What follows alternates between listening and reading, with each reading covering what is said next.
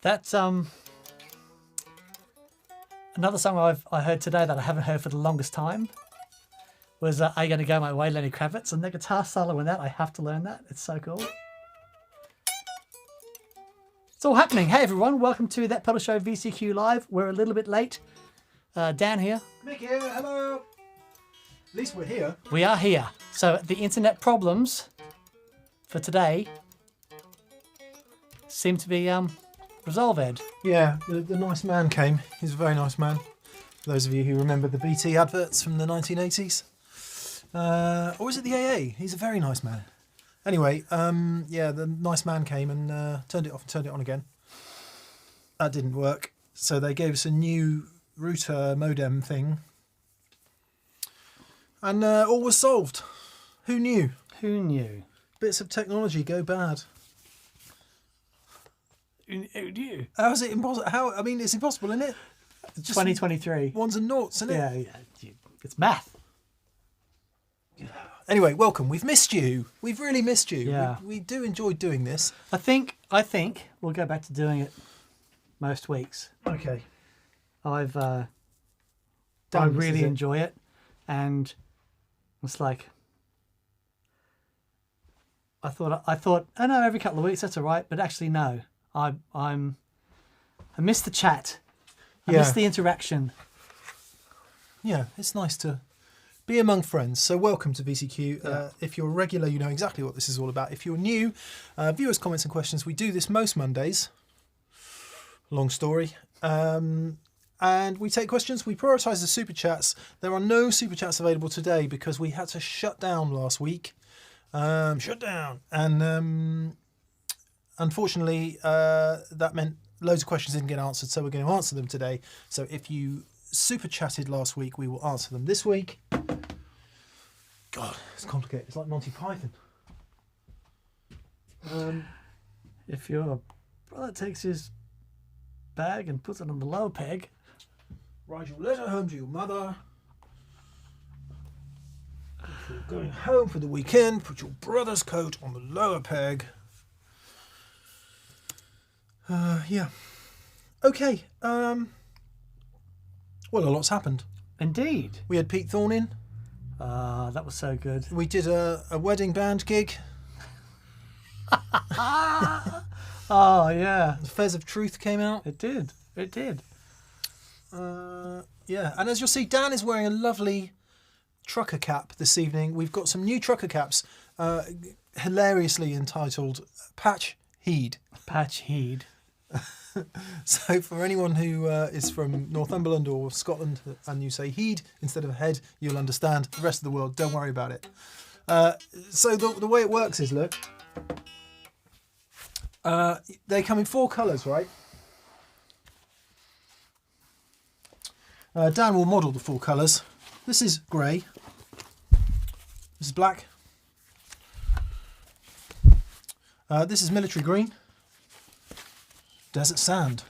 Desert sand. Well, I'm just making it up. And if you buy a desert sand hat, you get 2 patches. One with a little pedal board on, and one that says that pedal show. For the many shades of mood. Yeah. But every cap comes with 2. Yeah. In the cap's colour. So Yes, correct. I'm liking the grey at the moment. Yeah. And I can say Apologies for the tearing sound. I'm not feeling the pedal board today. I'm feeling like screaming TPS from the rafters.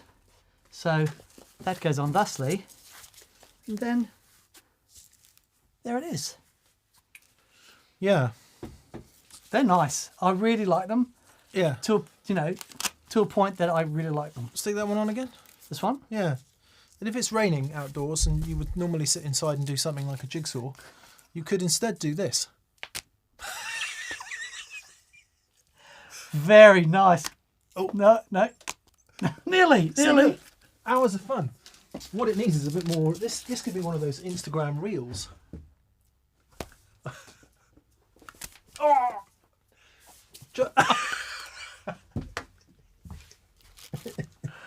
Very good. So we think that could be fun, you know. What more does one need in these times? than a hat with interchangeable patches. Yeah, I like it. Good. So that's that pedalshowstore.com. Please go there, buy stuff. Someone said that this hat makes me look super Aussie. Yeah, it does. You could... Fair dinkum, flaming galah. Struth, mate. Truth, mate. Yes, okay. Some other business. Patrons, the new pedal giveaway is live today. If you were a current patron today, the email will be in your inbox, so check your spam if you can't see it. It is a Dreadbox Lethargy phaser that we're giving away. So good. Was here and now isn't here, so I don't quite know why that is. A massive thanks to Dreadbox for allowing us to give that away. Also, hot news. We've had a cancellation for this Friday's experience day. Unfortunately, Carl is unwell and he is unable to attend. Get well soon, Carl, and we're really sorry we're not going to see you on Friday, but it does mean that there is a place available on sale at that Pedal Show store right now if you want to go and pick that up. I'm hot for experience days. No way I'm going to make that work. Yeah, I wonder who the teacher's going to be this semester, Dan. Some really ugly dude with a great beard and a bald head. Yeah, there you go. I don't think David Lee Roth would have been so excited had I walked in the room. I think the song would have ended up being very different. Would have been a slow blues and E. Good, right. Dig in the hat, says Whit Anderson. Hello, Whit. Hello from Haverhill, Massachusetts, says Dave Pitt 11. Nice to hear you. Daniel Herbert. Chris Anderson is on. Airfire is on. Hello, Ed. Good day, mate. Sean McCartney is on. Nice shot, Mick, he says. Yeah. Yeah. Touchdown. That was really good. Like, first go. It was impressive. I was going to just have a quick focus check a minute because camera's been used for all kinds of stuff this week. It's just me Make telling it's you. on the old autofocus. Yeah, it is. So we, 2 weeks ago, was it 2 weeks ago that we started a VCQ? The internet went all silly. So we're going to do the super chats from that week to catch up. Yeah. I think is the best thing to do. Yes. Seth Lover, that's a great handle, says that trucker hat is pure Americano. Yeah. Bit parky in Toronto, says Ron Dark. David Music's calling in from Kentucky. The only issue that I have with this when we're filming is if and I look down all the time, and it might not be a bad thing that it covers up some of this. Yeah, maybe. Pedalboard magnets for the fridge would be fun. Making a rig while having coffee. It's a good idea, Justin. We have done pedalboard. We have done fridge magnets in the past. I think that's a great idea. We could Individual do pedals. Individual pedals. So you could actually. Oh, come on. Yeah, yeah. Oh, I like it. Nice. Dane Boy 82. Hello from Exeter. Hello to Exeter. I'm going to be in Exeter on Saturday night. Jake Loosemore's playing a gig somewhere, and I'm going to go down and lend him a cab, I think. So maybe see you there. Manson's is closing apparently. Manson's guitar shop. That's very sad. Yeah, that's very sad. Hopefully they're closing for good reasons, i.e. they've just had enough and they can't be asked anymore. I think that they've been going a long time, haven't they? Yeah. They've done some really great work. So yeah. Yeah. Scott Gaylor says, I think I need a trucker hat. Scott, I think a trucker hat would look fantastic on you, actually. Yeah. And these are available now at the pedalshowstore.com. They are, indeed. Stampede for the... Start off with a kiss, boy. Thank you to BV. BV, thank you so much for moderating, as always, and for the introductions that led Pete Thorne through our doors last week. That was... it was so fun. Very nice. Yeah, it was so very fun. nice. Very nice.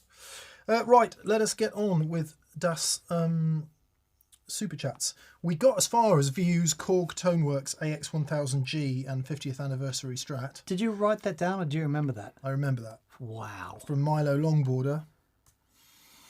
And I think we also mentioned Ranzair, who said, buy pedal tips. It's been a while. back from a business trip during which I got a crazy tube circuits Mark 1 time for a song. Do you know it? And if so, thoughts? Crazy tube circuits time. Do we know that? No. But But if it's crazy tube circuits, it's so funny. Did we confirm the Dreadbox location? Well, if they're Greece, If they're in Athens. I think they are. What's happened in Athens? Where all these amazing pedal builders? Yeah, I think we need another trip over there, Mick. we do. Why not? That would be nice, wouldn't it? It'd be great. Yeah. Dreadbox is a boutique company based in Athens, Greece. All right, we have to do it. Yeah. Um, Yanis and Dimitra. yeah, awesome. Great. Okay, let's do that. Let's do that. Please sign in. You're currently signed out. Why am I signed out? I mean, why have you signed me out? What? I just... Brilliant. Honestly. Hold the floor, Dan. Indeed. I'm sorry, I'm just reading it. So guitars and gizmos. This was really interesting, right? So it's Pete's bleeding finger. I would just like to mention that there is an actual remedy for sore guitar fingers. It's called Rock Tips. I've used it for years and it is really working. Cheers, Thor. Thanks, mate. So anyone that saw the show with Pete and he was in the middle of rocking out, then suddenly a cut on his finger opened up and it was bleeding. And Pete's been using a spray on plaster stuff to try and stick it up, and he was going to get back to super glue. There are a few remedies for this, but what's really interesting, I had a cut on my little finger that didn't heal for 4 years. And because I was playing so often, so what happens is when you're playing, you get a bit of sweat on the strings and it reacts with the string, and that schmunt ends up in the cut and it just refuses to heal. And I remember seeing an interview with Paul Gilbert, and one of the first tips he gives is look after your calluses. Interesting. He says it's so important to look after them. He says, he if ever he goes near washing up or anything like that, it's always with the gloves on. It's showers with washing your hands and then putting your hand in the air so it doesn't get saturated. But anyone that's been swimming in the ocean or spent too long in the bath, you'll see you get crinkly fingers. As soon as you do that, you know that the water seeped through them. Yeah, right.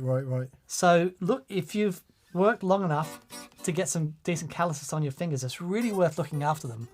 But so because I was playing so much and I had this little cut that opened up on my little finger, and it just refused to heal, and every now and then it would just slice through it, and it was so incredibly painful. And annoying. Yes, just ridiculous. So yeah, look after calluses. But there are some, rock tips, and there are some, who was using super glue and a layer of like really thin. Yeah, as Pete was saying about that, his tech does that, doesn't yes, so you can build it up. But yeah, it's an interesting. It is a pain if you're out there playing a lot. Yeah, and something does open up. I've been playing a tool recently, and I came in at the weekend and played a bit, and God, my fingers flipping hurt. Really? First time in years. Wow. It's just, yeah. I've had a whinge to you about my playing situation. I need to get out there and do some stuff. Yeah. Yep.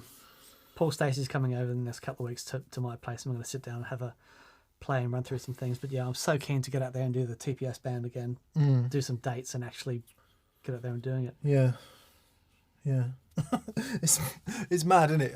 I agree with you, but just having any time to even think about it is impossible at the moment. I don't quite know why that is, but there we are. Right. Yes. So, Ran, the Crazy Tube Circuits Mark 1 time. It's a delay pedal, I guess. We don't have one. I don't think we've ever had one. So. I'm not familiar with it, but as we just said, if they made it, it's going to be great. I haven't played anything from those guys that isn't Yeah.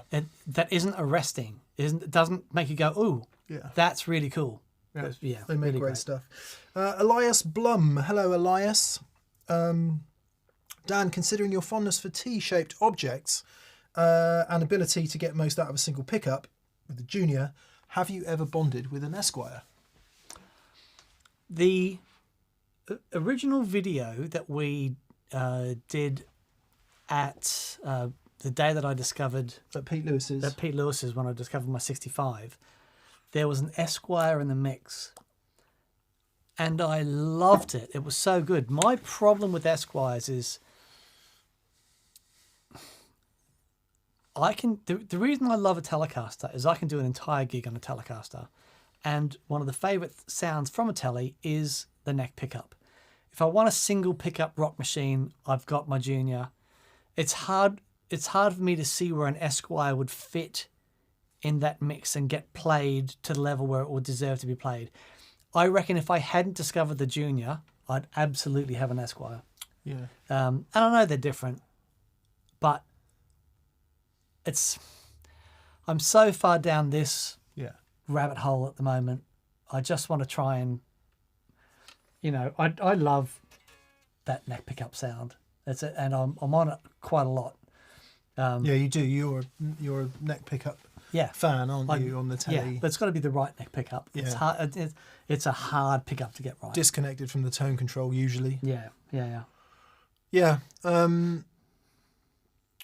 If you subscribe to the view that more contributes to a guitar sound than the pickup, if you're of that opinion, the other thing that's quite interesting about quite a lot of the Esquires I've played have got the top loader bridge. Okay. And it makes them like spanky and sizzly and bright trebly. That's and interesting. in a different way Right. than a through. Yeah. Those of you who don't go in for all that will think I'm talking utter cobblers. So choose as you will for that. Wastel 10. Hello, Wastel 10. Okay, mate. Hi, gents. I got an SM58 for Christmas. Nice. What a nice Christmas gift. How lovely. And I want to sing more. Problem, playing guitar all fine, singing okay, both together doesn't work at all. Any tips for practicing playing and singing? P.S. I'm a fretboard looker. Go back to when you first started playing guitar, and you would have said the same thing about your guitar playing. As in, trying to play something fluid, you couldn't do it. But with practice, you're able to do it. I remember I was watching Sting play bass and sing, thinking, Mr. Sting? Mr. Sting, you canny looking chair. Oh, Mr. Sting! And I was thinking, The Stots, in case you didn't quite get that. how do you sing? It's like he was two different people. Playing the polyrhythms One on the guy bass was and doing singing was is- just and the singing was so free over this groove that was so locked down. Like, how do you do it? The reality is, you start, you chunk it, you go, okay, this is this part and this is the melody over this part, and even if you just get the first part of a phrase done, Yeah. okay, and then move on to the next part, you'll be surprised how quickly you're able to disassociate this from this. Yeah. And there's some things that are easier, or at least not as hard as others. So trying to play a complex single note phrase, like trying to play the Day Tripper riff and sing it, is quite difficult. Got a good reason to Yeah. I think we used to do it in a band, I can't remember. Pretty woman, walking down the street, pretty Got a woman, good reason, lie to me, pretty take woman. it easy way out. And it's really hard to do something that's syncopated and single notey. But if you go, got a good reason, take it easy way out. So my point is, I think we just got demonetised, by the way. It's all right, we're not monetizing this anyway.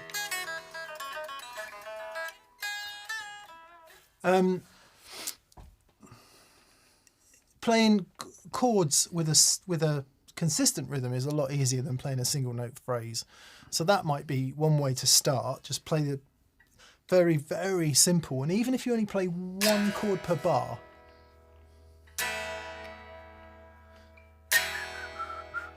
Let it sustain. Yeah, yeah. And just do the bootsy thing. Concentrate and get it on the one. Yeah. Huh.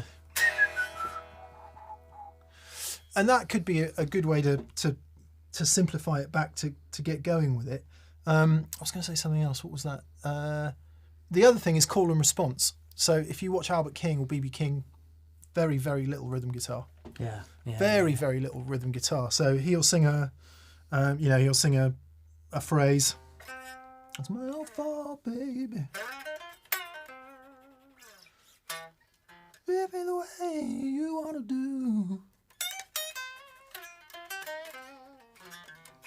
So you create your own call and response by singing a line and then playing a line, and that's a convention that's laid down in blues.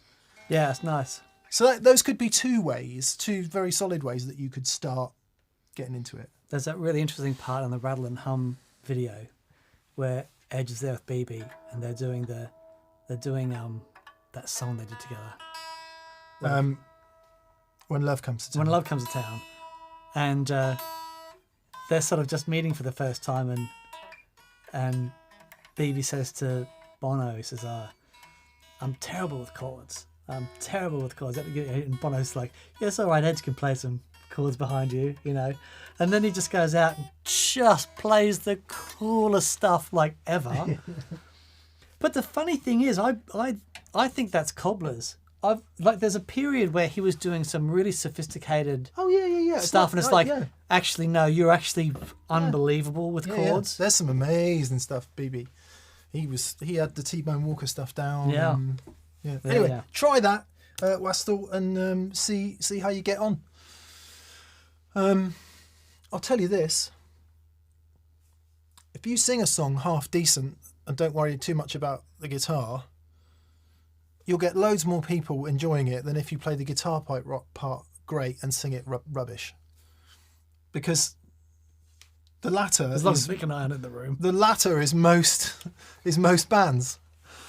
The weakest thing in most bands is the singer, I'm sorry to say. Yeah. So, but if you sing halfway okay with confidence and put the song over, it's worth so much more than playing the guitar perfectly, in my opinion. But yeah.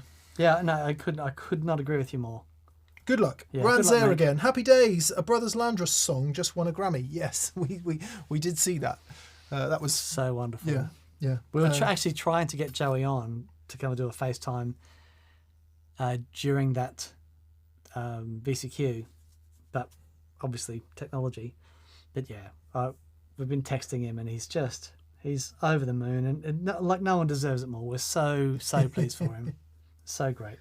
BB Maid says, I believe Dan and Mick deserve 5% of all global pedal sales. Well, we would certainly like that.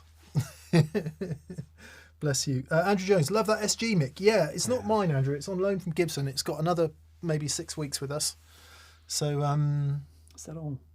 Yeah, we'll try and use it as much as we can in that time. They might extend it. I don't know. I can't decide, right? So I've coveted this guitar for a long time. A Pelham Blue SG. And what happens is, sorry if you know this, my apologies, but if you don't know this, the reason it looks green is because they were finished with a nitro top coat. The nitro yellows with age, so the blue is through the yellow, blue and yellow makes green, that's why they're green. And if you look at 60s Fenders, you see it a lot on Jazzmasters and Jags that were done in Lake Placid. You'll see them, they look kind of green these days. Sometimes if they didn't have a top coat, they'll still be really blue. All of which is to say, I can't decide whether I'd prefer one that was still blue. Really? Oh, that's interesting. I mean, it doesn't matter as long if it sounds great, but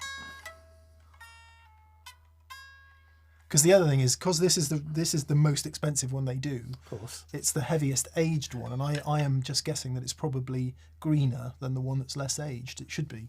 Okay. So that's the reason that it should be. So would you prefer the one with a different motor? Not motor. No, I like this. Yeah, no. Lots of people have really moaned about it, but I really like it. No, I think it's wonderful. Is it the Lyre? Yeah. No, it's a Maestro. Yeah. No, so the Lyre on Oh, here. I see. Yeah. No, I really dig it. And it, nylon saddles and all Yeah. that. Be interesting to just swap those out just to hear. So, like my Junior from '61, it's got the nylon nut, which is factory. Yeah. So they're doing that back then. I don't think nylon saddles came until I want to say midway 62, maybe Right. 63. I don't actually know. I don't know the true facts. Somebody from Gibson did tell me Right. when they changed them. Anyway, blah blah blah. I like it. And then some days it's like maybe just a cherry one. Just the standard cherry would be the thing. Yeah. Because obviously, 3 rules of buying a guitar, right? What it looks like, what it looks like, what it looks like. Because as the little short we did, our 12 awesome guitars in under a minute, about 80% of the comments go, they all sound exactly the same. And if you're my mum, they do. All the comments are from you, Mom. Awesome. Yeah. Right. Daniel Herbert says, I've never had an interest in an SG until he borrowed that one. Yeah. Sorry, Daniel. Sorry, mate. Zoot Allure says, blue guitars sound better. They do. They do. JP Delaney says, is that a new custom shop tally down? No, I've had this for years. I just don't pull it out that often. Right. And I'm playing it today going, oh, you know what? This is an absolutely delicious guitar and I should play it more. It's such a great guitar. I Archetypal Blackguard telly. I don't play it a lot. Boy, I'm glad I've got it. Yeah. Because no other guitar I've got does what this guitar does. Yeah. I should have done the on this guitar. Yeah. Because it just has that thing. I was cursing the compressor while I was doing the audio. Really? Sounds great, but it was like... Dan did a short on the fake pedal steel bends if... that thing. Don't try it on a guitar with a 2-point vibrato. Nice. Scott Tucker. I spent my 52nd birthday, says Scott Tucker, at the House of Blues in Myrtle Beach in South Carolina, watching Steel Panther. Yes, you did. Oh my God. A massive thank you to the entire TPS family for reigniting my love for music. Love for live music. I had an amazing time. Love to you all. That's wonderful. I'd like to see them. Yeah. Oh, come on. If they're ever touring out here again, we've got to go. Oh, I'm just thinking of some of the titles that I can't say. Yeah, no, wonderful. Ted C says that country short is awesome. I remember they came out and in Tin Spirits and Mark the singer and myself were wetting ourselves. And Dave Gray was like, what's so funny? He says, oh, Dave, you got to hear this. We put it on. Mark and I are wetting ourselves and Dave's looking at us like we're just insane. That was funny. Mark Lambrecht says, I'm a scientist and a doctor, but I still have a hard time understanding how electric guitars and effects pedals work. I would say don't sweat it, Mark. If you do science and doctoring, I think that's enough brain work for you. You've done your brain stuff. Just rock out. We're grateful for the science and the doctoring. Yeah, no one understands it because we understand it to the level that we understand it. Yeah. Which is not how it will be understood in 100 years' time. We're still in the infancy of understanding these things. Indeed. I don't want to understand it. Just want to do it. Yeah. Yeah. Can't overthink it. No. As soon as your head gets too involved in that stuff, you kind of miss what makes it magic. Or it's easy to miss what makes it magic. I'm doing some study at the moment on some Eric Johnson stuff. And I've been in contact with Troy Grady, and he's been just so helpful. Makes awesome videos on breaking that stuff down. Yeah. Cracking the code, all of his stuff. That's Troy Grady. And I mean, I'll never be able to do it. But there are elements to it that are blowing my mind. But I'm still watching. Watching live videos of. I mean, there's that amazing video of Cliffs of Dover at Austin City Limits, and I just think I'll never fully comprehend how he does that. And I find it so inspiring. There's 15, 11-year-old girls on Instagram who can play it perfectly note for note. Yeah. Which is amazing. But it's like there are some Crowded House songs that I've never learned. Yeah. Because every other Crowded House song I know, if I think about it too much, that I know what the chords are, and I specifically don't want to think about it. I just want to enjoy it. Yeah, you want to enjoy it. Yeah, it's tough, isn't it? Because most of us grow up wanting to emulate our guitar or musical heroes and do what they do, and that's how you. Well, for most of us, there are many others who don't want that and just do something original right from the get-go. But I would say, most of the people watching this are the kind of people who would want to emulate Jimmy Page or Clappers or whoever it might be, Petrucci or whoever it might be. But then what do you get when you've done that? Nothing. No, you do. You get a palette in your colour wheel. Yeah, if you do a bit of that and a bit of that, and a bit of that, exactly. a bit of that, and you move it all along and then you become you. Yeah, exactly. But if that happens successfully, you'll never be able to do the Clapton again. Sure. Because you will have become this other thing. Well, but I mean, there are 12 notes, right? Everyone's borrowing. We're all inspired by different things. And it's not so much. It's not the notes, is it? No, it's not. But it's the choices you make. Yeah. In the moment. It's about the intention. Exactly that. Yeah, it's taken me to flipping 40 years to work that out. Right. And it's all about the.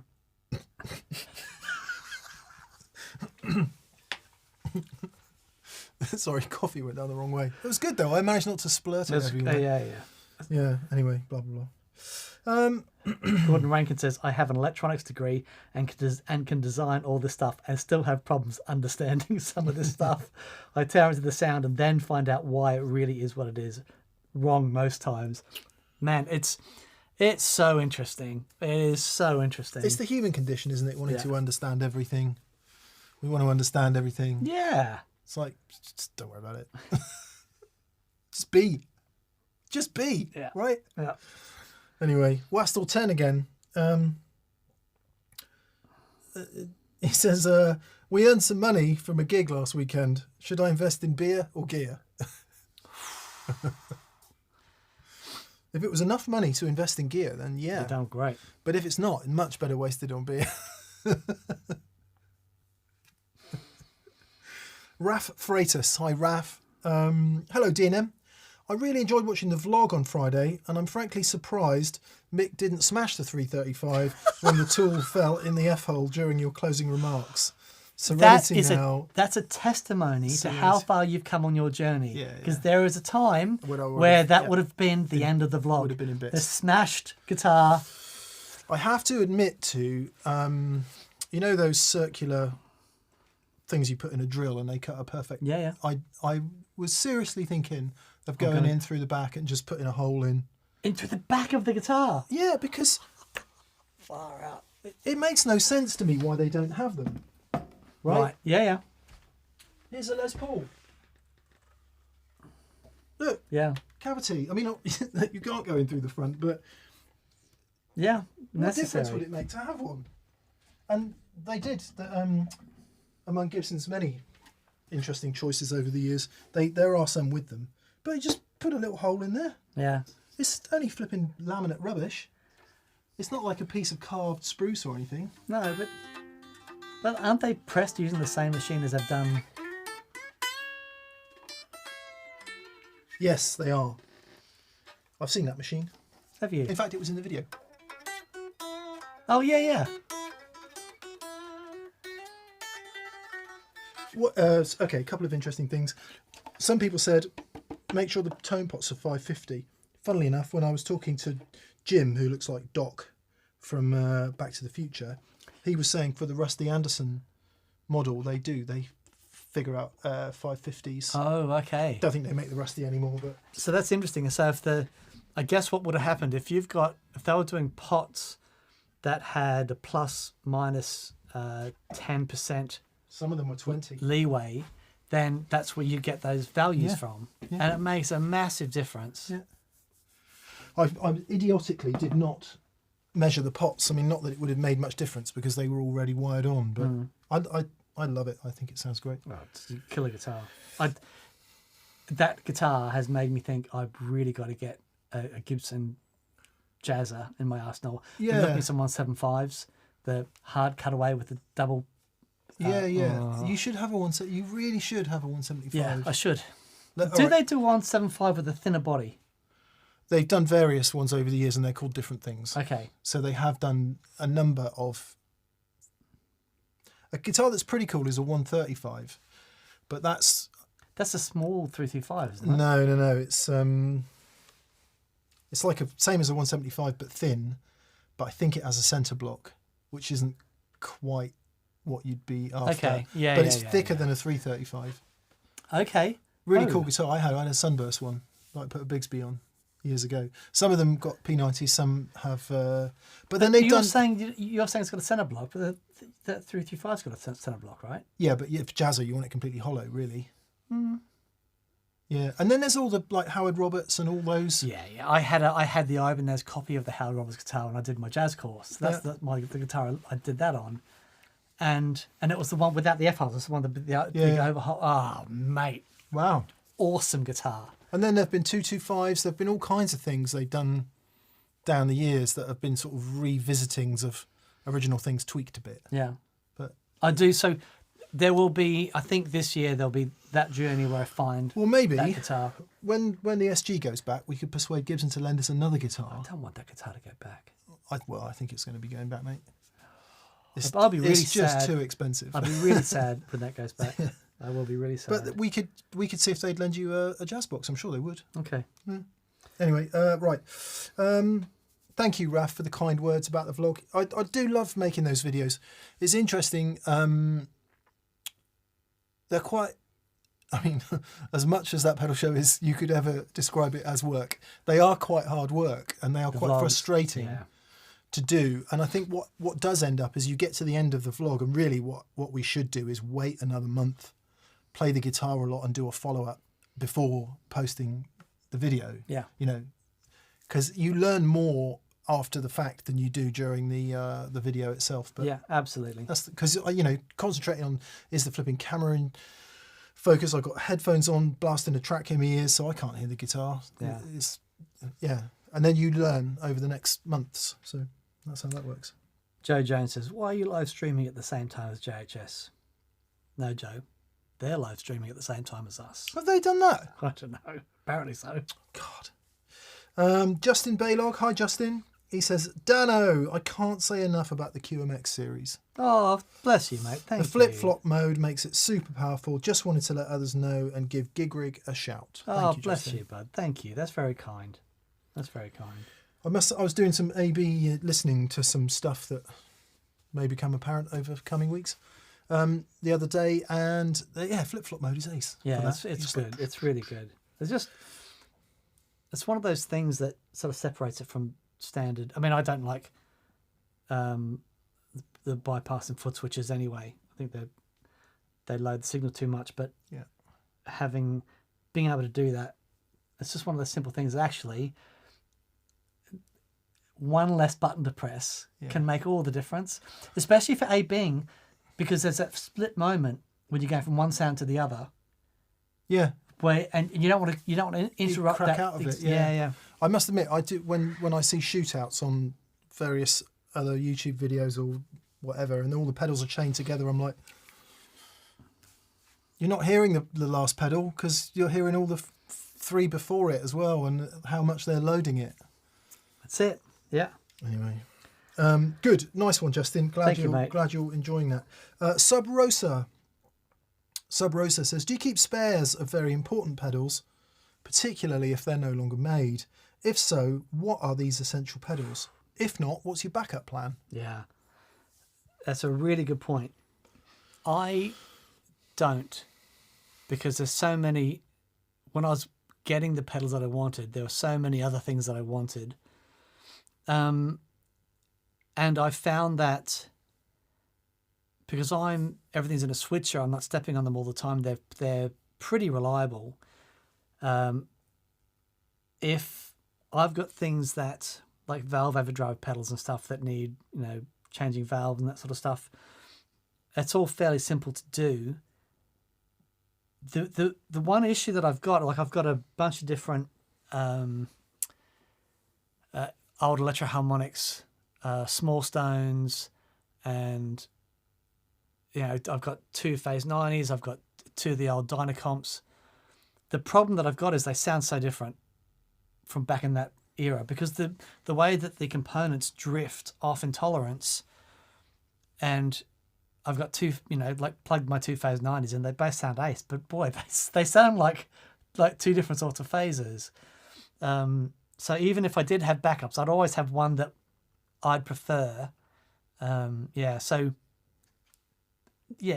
for a couple, but not really. I don't. I do keep an emergency tube screamer in my car. I like that. Just in case. Yeah. That's always in the car. But no, not really. There's nothing. Because we are in this insane environment of having all this stuff. If something breaks, you could just use something else. But then I'd be really annoyed if I didn't have my Free the Tone delay. Yeah. Because I know how it totally. works. Yeah. If the CXM 78 went down, I would be sad to my core. Yeah. And that is a bit scary when you come to rely on something to that level. Because I just love the thing so much, and I can use it. Yeah. I'd rather suspect there are other reverb pedals out there that you could make sound, as good, but it'd take me a month to work it out. Yeah, sure. I love that thing just because it's WYSIWYG all the time, and that makes sense to my brain. And what that means, I think, is that then you engage with it more, you play it more, your familiarity increases, and that's what makes you bond with it. Whereas if you're always going, oh God, I can't remember how to change the decay in the bass, that's when you go, this has taken me out of my flow here and put me into techno hell. Get off my board. Sure. But no, not really.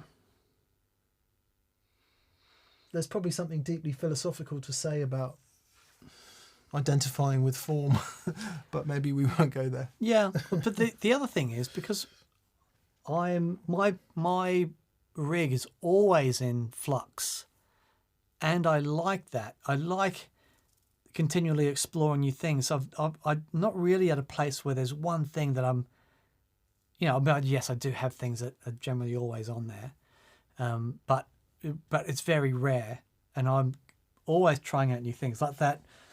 We had a few experience days back, where a gentleman brought in an old Ibanez SC10 stereo chorus, and it has blown my mind. I just love it. And that's the one thing I love about pedal boards. The nature of pedals is they are modular little sound devices. Yeah, you just take one thing off. You can switch things in and out. You switch out your gain stage, you switch out your delay stage, and you fine tune this thing that is right for you. And I love that about pedals. I think one of the main things that I've always struggled with multi effects is, well, you're telling me that's a delay and that's the modulation and it's like, but I like this one. Yeah. I went out on Friday night. I felt the urge for going out on Friday night, so went out with my friend Graham. We ended up in one of the local pubs in our local town, and there was a duo on. You sent me videos. It's so funny. Kaylee and Brendan, and they were ace. And Brendan had a strap with a picture of a naked woman on it, which I don't know if that's okay in this day and age or not. But anyway, it wasn't like one of those. It wasn't coy. No. It was like fully nude. Yeah. So that was entertaining. And Brendan, was going into some multi-effects device, too much flipping reverb, everything completely over-processed. It was awesome. It was great. Yeah. It was absolutely awesome. And he was tapping and he was doing loads of sweeping, and he played absolutely awesome. And it was a sort of a slap round the face, really, going, oh God, there you are. You're going to go back to your room full of your 8 fuzz faces, your clon, your CXM78 because you're so serious about all of this. And it's like, take a leaf out of Brendan's book. Yeah. Go and do a pub gig. Yeah. Play the solo from Jump. They did Nothing's Gonna Stop Us Now by Starship or Foreigner, whoever it's by. Starship, is it? Yes. I think it was in the film Mannequin, wasn't it? Yeah. They did Anyway. City on Rock and Roll. Was that And he's Starship? like,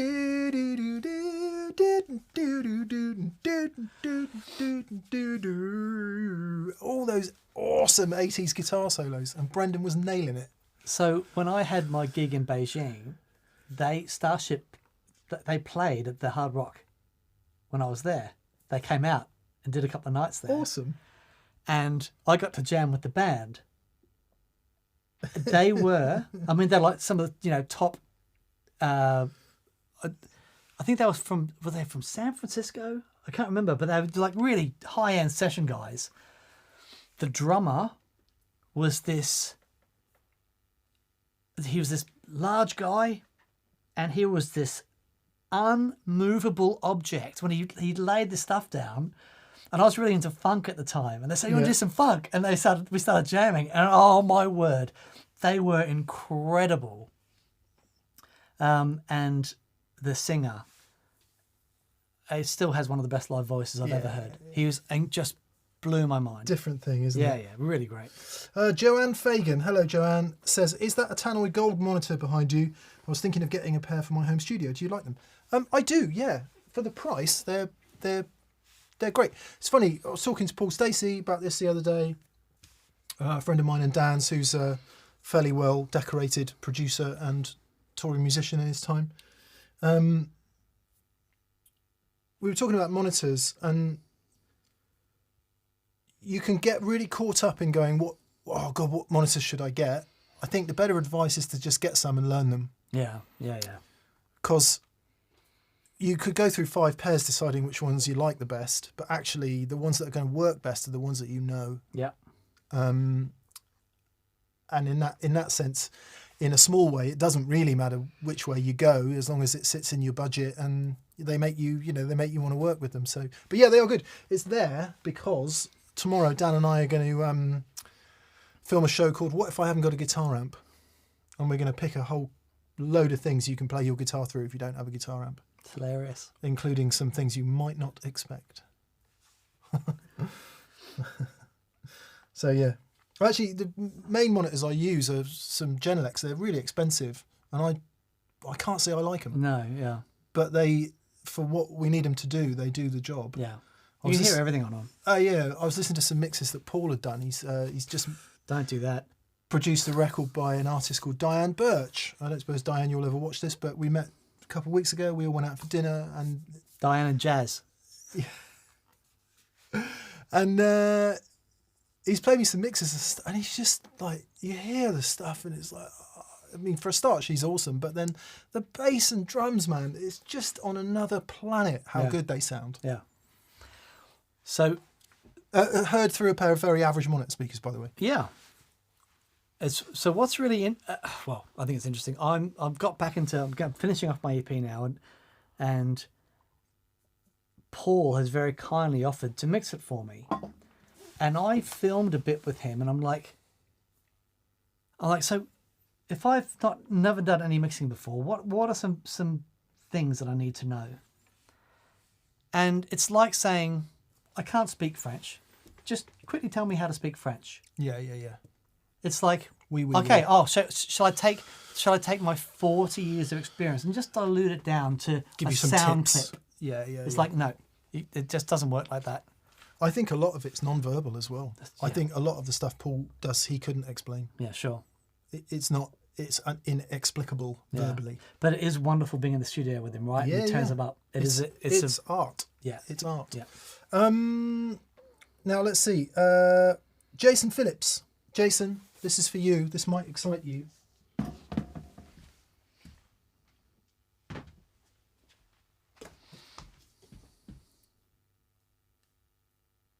The Dream.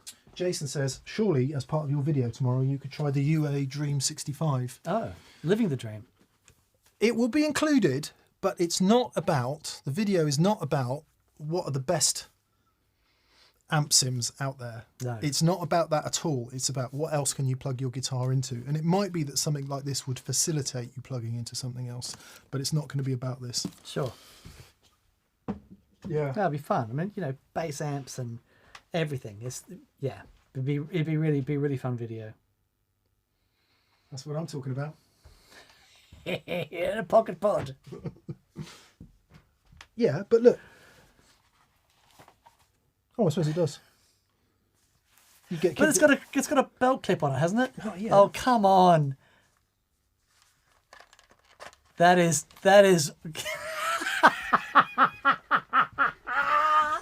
That's great. That is great. Yep. Wonderful. Imagine how good you'd feel. Rocking out with one of those. Yeah. Yeah. You know, some people choose to open carry a 44 Magnum, Dan. Open carry a mini pod. You got a license for that, sir? I think you find this is an open carry state. Which, you know, is a bit of a macabre joke, but there we are. Oh my God, the pod, says West Chilton. Yeah, there you go. There you go. Had that pocket pod, says Tompo 1900. Awful. Is that a pod in your pocket, or are you just happy to see me, says John Babbitt. Babbitt, wasn't that his name? John Wayne Babbitt. Wasn't he the guy whose other half removed Bobbitt. his... Oh, Bobbitt, was Yeah. it? Oh, right, yeah. Let's move on. Greg Sachs. Hello, Greg. John Wayne Bobbitt to Sachs. He says, Greg says, leg ends. I've got an Origin 50C with a creamback to begin my wet, dry adventure. Amp 1 is an Egnator Rebel 30, 112 and a Vintage 30. Plus my QMX6 lands today. Gas is defeated. Oh, awesome, mate. The Origin 50 is my first Marshall. Any tips? Oh, tips for your first Marshall. That's yeah, okay. We haven't actually played the Origins in any sort of anger. We really do need to borrow one off somebody. Yeah. Okay, but it'll still have the Marshall thing. It will. It totally will. Tips for your first Marshall. Now, I don't know what you've played before, obviously. What Marshalls are great at is they have this, there's a mid-range and an attack to them. That is, they all have it. Even the valve states have it. Voiced around this mids and this attack. If what you're used to is a lovely, thick, creamy, you know, bottom-endy thing, it's very different. But there's nothing quite like it, especially if you give it some beans and play it with a bit of anger. The way that the response of a Marshall like that is just this. Yeah. They're just great. They're sort of, for me, they sort of sit out there on their own. It's the amp that, what I find with a lot of the modern manufacturers of Marshall-esque type things, they all sound great. They just knock all the edges off. They knock the edges off and they make it a lot more comfortable to play. Whereas the It's like Marshall's always... Let's use the analogy of a pebble on a beach, Daniel. Right. It starts off as a rock, the rock. and it ends up as a pebble. There you go. And they're great, but there's something about the Marshall Yeah. that just has an edge to it. It's like, oh, you'll hear things in your playing. If this is your first Marshall, you'll hear things in your attack that you haven't heard before. I guarantee it. Let it be, you know, let it be a Marshall. It took me years to work it out. Right. Pete Thorne came here on Friday, and we talk about it in the video. I'm a bit worried that he'll have gone all modeler because it's a theatre show and he's going to turn up with a Helix or something, which would have been good, would have been interesting for Daniel and I. But Pete's like, no. Do you guys have a really loud Marshall? Have you got a Marshall and a 65, a deluxe reverb? We're like, yeah. So do you want us to put an attenuator on the Marshall? He's like, no. Well, actually, being terribly polite and Canadian, he said, yeah, sure, let's give it a go. have a listen to Boot It A. And we did that. And he's like, maybe not the attenuator. And he just walks over, turns it up to 7. And what's my point? Much lower than that. That is a very aggressive, nasty, bright, horrible sound. Actually, get it up there, get it cranking. That's where the character of the thing lives, and that's where it starts to sound like rock. Now, it might be in your situation that's too loud for home or for wherever, in which case an attenuator could be a really good way to do it. But my point eventually is, please crank it. Yeah, just experience it. Yeah, even if it's not something they do all the time, it's a thing that loves to be turned up. And it's a very different experience. You know what I loved about when Pete did that? It's obviously something that he's so comfortable with. Yeah. And he's just like, he can rip at that sort of sound pressure level, which is he's happy, so isn't he? Nice. Yeah. He's happy. It's his happy place. His fingers aren't happy, but... No, talking of unhappy fingers, Pippa Smith. Pippa says, do you have any advice for a nickel allergy? I play my acoustic, it's all fine.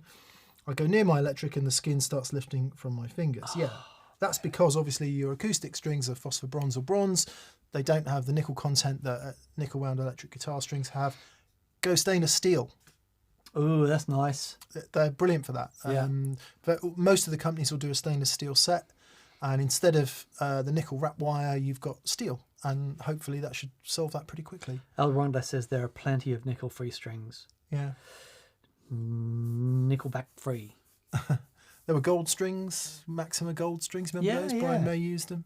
But yeah, certainly stainless steel will help that. Good luck, Pippa. Erasmo Moreno says, mix in the box or use a console.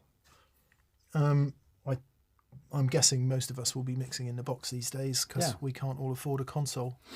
But, an artist, a true artist, someone like Paul, he's happy either. He was in the box. That just means not using a console, plugins and all that. He was doing that and it sounded great. I think, if you're good at it, it doesn't matter. His outboard stuff, though, is... Yeah, because what do they do? He's got these racks of Pultecs and amazing compressors and all the beautiful things like few channels of Neve. And it's like, what do? They get it right on the in. So when they track... That's it. The sound at the beginning is... Well, I don't want to... There's nothing to fix. Exactly that. Yeah, there's nothing to fix. So I had an amazing experience on the weekend. So I was really struggling with getting this bass sound, and I had Mark Kilmister came over on a couple of tunes like originally, and he plugged directly into the UA interface, and he got a great bass sound, and he's a really great bass player. And I'm trying to lay down this bass track, and I'm not a great bass player. And anyway, I am desperately trying to find a thing that works great and that I can get a vibe with, and I'm like, no, this just isn't working. Anyway, I woke up on Sunday morning and thought, let me try this. I grabbed Zach's little Bronco bass. I plugged it into the bass breaker, which is plugged into the ISO cab, and I cranked the amp, like distorted and everything, and I didn't do a DI, nothing. I just recorded the bass mic on the speaker, and all of a sudden I'm like, oh, wow. And I was away. What I'll tell you to do next time is take this. Take the line out. SVT pre. Do that into the amp. Yeah. So you go through, mic the amp, and do a DI as well. Sure. Because there's something you when you mix it with the bass, the real bottom frequencies. Okay. So you can just bolster it a bit. Right. Whereas all your grind and your yeah. guitar amp. Yeah. No, so it was. I awesome. find that stuff so interesting. For like, I know loads of players who can plug into anything and just be amazing. And I had the conversation with Paul yesterday, and he's, and sort of much like yourself, you can plug into anything and still get a note. It's not so much for me that I can't get a note. I don't want to play the note. There's something about there's something about it. But as soon as I found that the ISO cab, and I was recording a mic on a speaker, And even though it's coming through monitors and it's still going through the UA stuff and it's still all digital, it's that thing of what's coming in. Yeah. It's not even about being comfortable. It excites me in a way that I play better. Yeah. It's the way it goes, isn't it? Interesting. I've been thinking about doing a bit of recording again, like you, just very frustrated with not playing and not having a musical outlet for playing. Don't get us wrong, being here and been among all this is amazing, but actually making some music once in a while is amazinger. And I was thinking of asking Paddy and Doug, or maybe Paddy and Gary, to come down and just do the beds for 3 tracks, real simple. Oh, lovely. Because what I struggle with is, if you program up the drums and you do all of that, even if you're quite good at it, it still doesn't have the grease of musicians playing together for me. Yeah. And that's the bit I find inspiring. Yeah. It's not necessarily about, is this the best guitar sound I've ever had in my life, or is this the best playing I've ever done? I've sort of edged into a bit of middle age, I think, where I am now not bothered about any of that stuff as much as I used to be. What I'm more interested in now is the ensemble feeling. Yeah. Because I think that's where it comes from. Yeah. And evidence for that would be, if you've ever just put a demo down or a rough recording of something, quite often you'll end up much preferring the demo you put down with the band or the rough recording than when you've sat there and meticulously programmed everything. But so many of those albums that came out that had the bonus tracks, so you had the demo of this track, and it's like, you know what? There's a vibe to that. The demo of Elephant on the Jason thing is like, boy. Yeah, so maybe we'll try that. Because the other thing is, if you can be bothered to do it, and you get a bunch of mates in a room, it might take you a whole weekend, and it might cost you a few £100 in hiring a rehearsal studio or something. Mm. But if you can get to some point at that over those couple of days, or even a day, where you get one good take of a track. Oh yeah. I just think it's time well spent, because I've spent 5 days programming a drum track before, and it ends up sounding really average. And even if you get to the end of it and you're delighted with it, you still get back to hearing real drums and you go, yeah. No, I agree completely. It's one of the reasons I wanted to do the EP with Doug. We've been playing together so long, and I just, I know that he's always going to come up with something, interesting and works well with the track, but also he's so easy to work with that I can say, yeah, no, try this. And eventually, between the two of us, we'll end up with something really great. Yeah. Because I don't have that producer thing like you do. I can't sit there and program drums. What I can do is I can put some loops on in Apple Music and just have it play around and come up with stuff. But it's like, no, that's a different thing. It's a very different thing. Yeah. So, some people are saying, Dormant says, shouldn't you guys be writing a TPS album? It's good output from both of you and a good extension to the challenge series. Yeah, we should. It is quite right. A few things to say about that. Number one, we do have YouTubing friends who put out music, and no one's interested in their music because they want to see the gear and all of that. But we know we're among friends here, and we know you'd be kind to us. That's the first thing to say. Secondly, you will know, if you've ever done it, the headspace for being creative and playing music is totally different than the headspace for making videos and stuff like that. That's why we've never really videoed any of the TPS live shows, because I would have to do it, and if my head is in cameras, audio, all of that, I physically cannot play the guitar to the standard I would want to play it at a live show. Or at least I wouldn't have the connection with the music that I can access without having to worry about that stuff. And you sort of become, I don't know about a different person, but parts of you stop functioning. I've always found that. Time, it has a completely different relationship to what you would normally experience. So if I'm trying to remember to turn a camera on, or I'm sure we should hire someone to do it, that would make more sense. There's a whole other list of reasons why we don't do that. But yeah, we should. I mean, it's crazy we don't make music. I walk in here some mornings, I look at the desk, I look at everything ready to go, and I'm like, why are we making music? Because there's 4 videos to edit. And Well, yeah. But at some point, it's like this weekend, I had an epiphany. Well, not an epiphany, but it's like I had a good, long, hard look at myself, Michael. Did you, Dan? I did.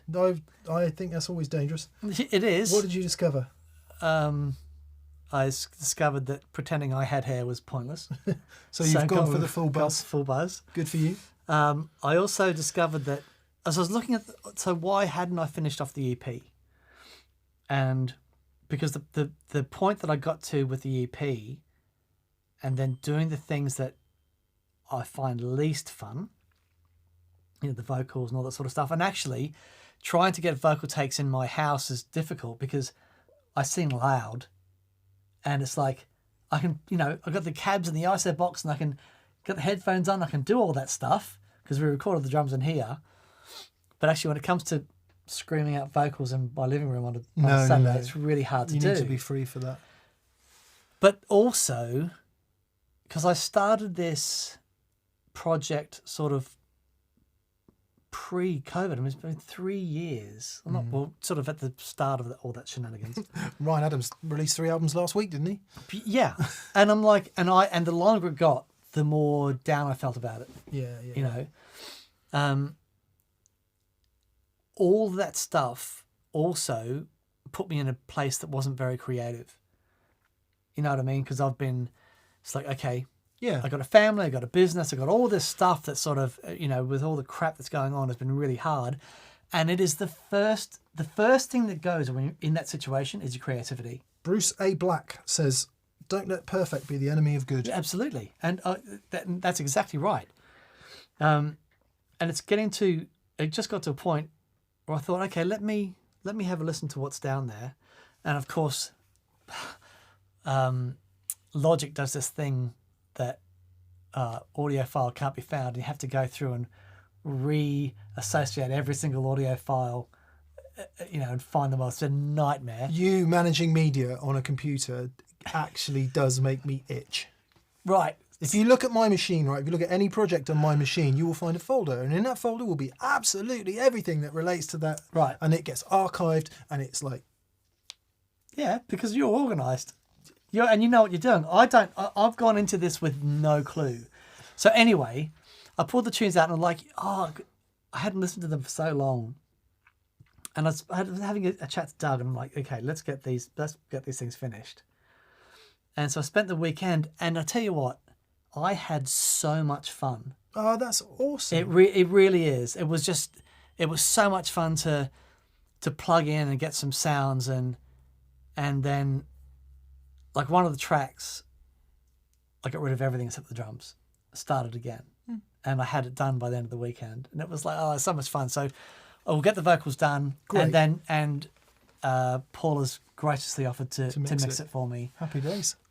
I kind of feel like I'm cheating a bit because the whole purpose of this was what can I do at home by myself? But the reality is I may never do this again.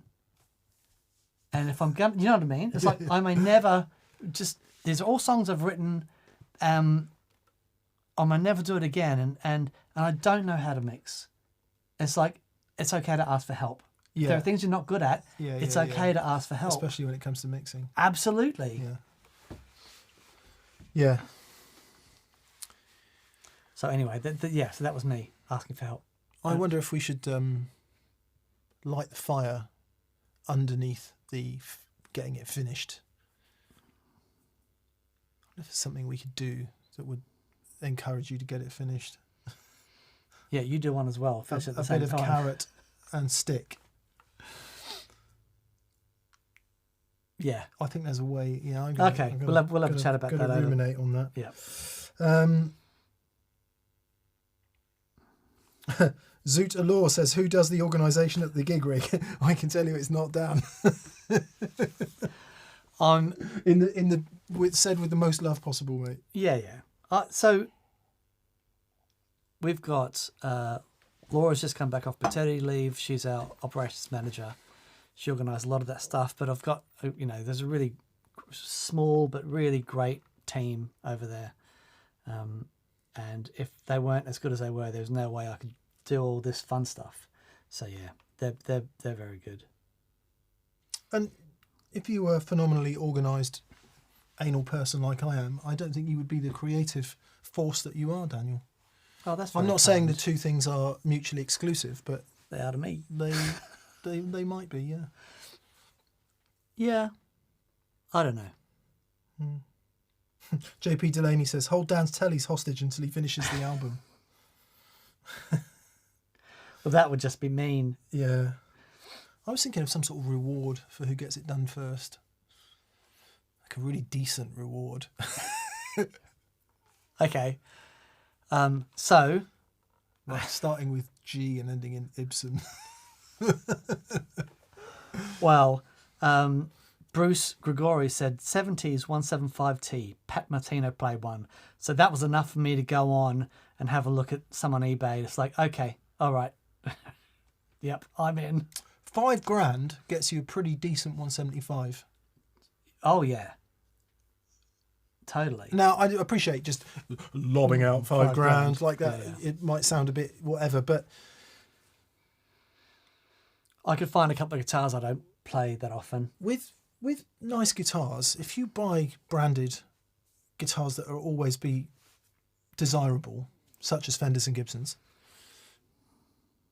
it's really rare you lose any money on them if you buy them used. So you just need to find the cash in order to store it in the guitar so that your kids can sell it one day. And Dude, it's the one thing, like buying good guitars, I've lost. I think I've told this story when I first got into, racks and the Roland GP8 and all that stuff. I lost a fortune on buying and reselling that stuff. yeah. Guitars, Yeah. never lost a penny on them. Yeah. They're I've lost a penny, but certainly they're not to the extent it's like this is going to hurt. No, The way that technology ages so quickly. yeah. But Well, these blooming things. yeah. This damn thing. What a con. Anyway, Bill Green says, the Stick and Carrot ought to be announced live shows and sell the album at the show. I love that. Yeah, can we? That would be You got- good. yeah, the only yeah. thing is, all the songs that I write and record, such in their giant number that they are, I never want to play them live What's that? because I've always overblown the instrumentation. That's But another then we reason. arrange it. We arrange it and simplify it. That's another reason for getting in a room and putting the beds down with a band. humans. Yeah. Because you're forced to simplify. Yeah. Yeah. Because otherwise I'll be putting like 20 guitar parts in. Steve Salazar says Dan is like early EJ when it comes to finishing an album. It's like the only thing I can say that I'm like EJ with, but that'll do. I'll take it. Zloot Allures reward a tour of America. Come on. TPS into America. And so say all of us. You can't. You've got to flipping basically pay tremendous amounts of money. The Musicians Union are having a bit of a problem with it at the moment, aren't they? Touring bands in America are now getting charged loads of money or something. I forget what it is. Carlos Hu, the laptop guitarist, says, I'm trying to convince players to buy original manufacturer pedals and boycott clones. Do you guys support this idea? We need to protect our favourite pedal makers. Thanks for your great content. It's such a good question. And it's so here's the problem. The problem is if you make a clone, right? Let's say you're Inside front cover advert in Sound on Sound magazine this month. Warm Audio Centauri or whatever it's called. right. Same box, same knobs. everything. $179. So I'm guessing Bill's patent has run out if he had one. Yeah. Yes. Oh, God. So electronic patents. Okay. So I'd done some work Or that trademark. we patented. And what we found out was the patent is only worth anything if you can afford to defend it. Yeah. And we had someone, what we believed, breach our patent. And we contacted a lawyer, said, what can we do about it? Lawyer said, well, you can pay me £20,000 and I can tell you whether or not I think we can defend it. I'm like, oh, hang on. That's not... So, yeah, that just tells... That will get me to a point where I can tell you where I think we're at, if we can defend it or not. That's the starting point. And then after that, you know, if you are going up a big company, then there's just no way. And electronics is so hard to patent unless you've got a war chest behind you.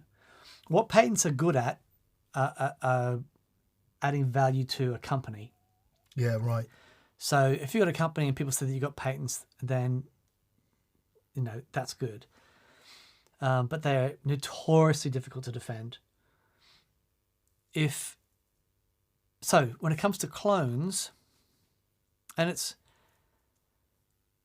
as someone who has been involved in the creative side of electronics and working with really talented engineers and stuff,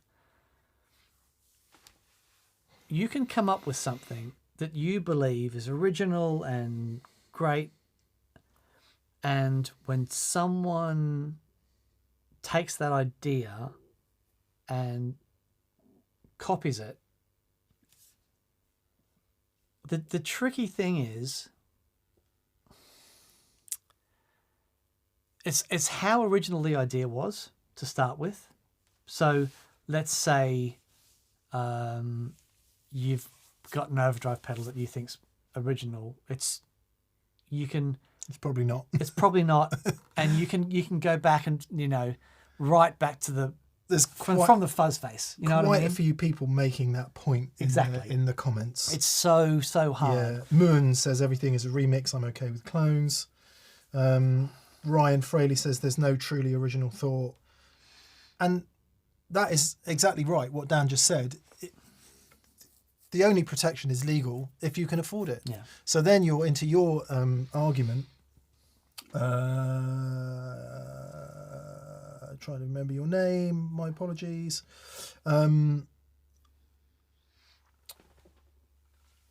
About, you know, where you stand on it morally, and that's really an individual basis. If you feel motivated to try and get people round to your way of thinking, then it's politics. that's politics.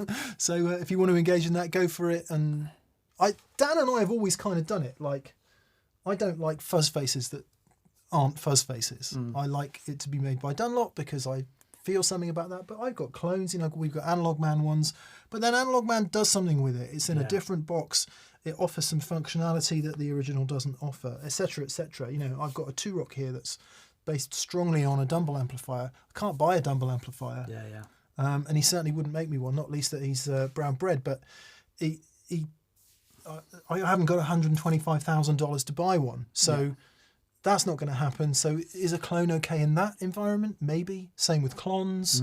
If the new thing is available and it works great and you can afford it and it's the same price, then I would say go with the original. Yeah. But if it's not available, then what are you going to do? Yeah. What are you going to do? Yeah. I had a wonderful conversation with Roger Mayer about this stuff years ago, and Roger said, I can get around any electronics patent in about 5 minutes. Yeah, right. It's tricky. So there is a moral conversation to be had about clones. So there's a legal side. Let's say, so Marshall brings out those line of pedals, you know, the Blues Breaker, the Shred Master, all that stuff, and they're great. And Marshall brings out a JTM 45. Yeah, exactly that, right? Yeah. So which is the clone of the old bassman. But there's a twist to it. And it's like, I don't mind people. I think a really good example is when J Rocket brought out the first video we ever did together. Oh, the Cloncher. The Cloncher. Cloncher Challenge. The Cloncher Challenge. The J Rocket Archer. The J Rocket Archer. And With Tick Mailer. No. no. The thing is that it was in the ballpark of the Clon, Yeah. but it's different than the Clon. It's different. And they've added something to it. And I think if you add a creative thing to it, then that's great. But if what you do is say, this is a direct copy from the whatever it is, it's like, that's challenging. Yeah, But it's not, it's like... NIMBYism, isn't it? It's just NIMBYism all over again. Like, everyone wants the government, house builders, whoever it is, to build more homes so people can have somewhere to live. The second they want to build it on your playing field, you oppose it. Yeah. And it's that. And Yeah. I think it's that. Like, I want a Clon, so I'm, I have a Clon. I managed to buy one when they were not expensive, but I've got 10 Clon clones on that shelf there. I don't feel too bad about it, but if you were the designer of something and someone started ripping you off, you would feel terrible about it, and you might well go legal with it, and you might. So, but you've got to be prepared to. Yeah. It's such a. Yeah, it's a. There's a great there's a show on British TV called Clarkson's Farm. It's quite a controversial British presenter called Jeremy Clarkson. You'll know him. He's famous across the world for doing Top Gear, and he started this farm in Gloucestershire. And the series is about his trials and tribulations of being a farmer, and it's great telly. It's really fantastic telly. Anyway, the local people hate him basically, and so everyone's against him. The planners are against him. Everyone's against him. They've turned down every single tiny bit of planning application. Might be for good causes. I'm not saying they should pass it. I'm just saying they've turned it down. He gets a lawyer in, going, okay, how do we do an appeal then above the planning decision, and you have to go to the highest court in the land to do this?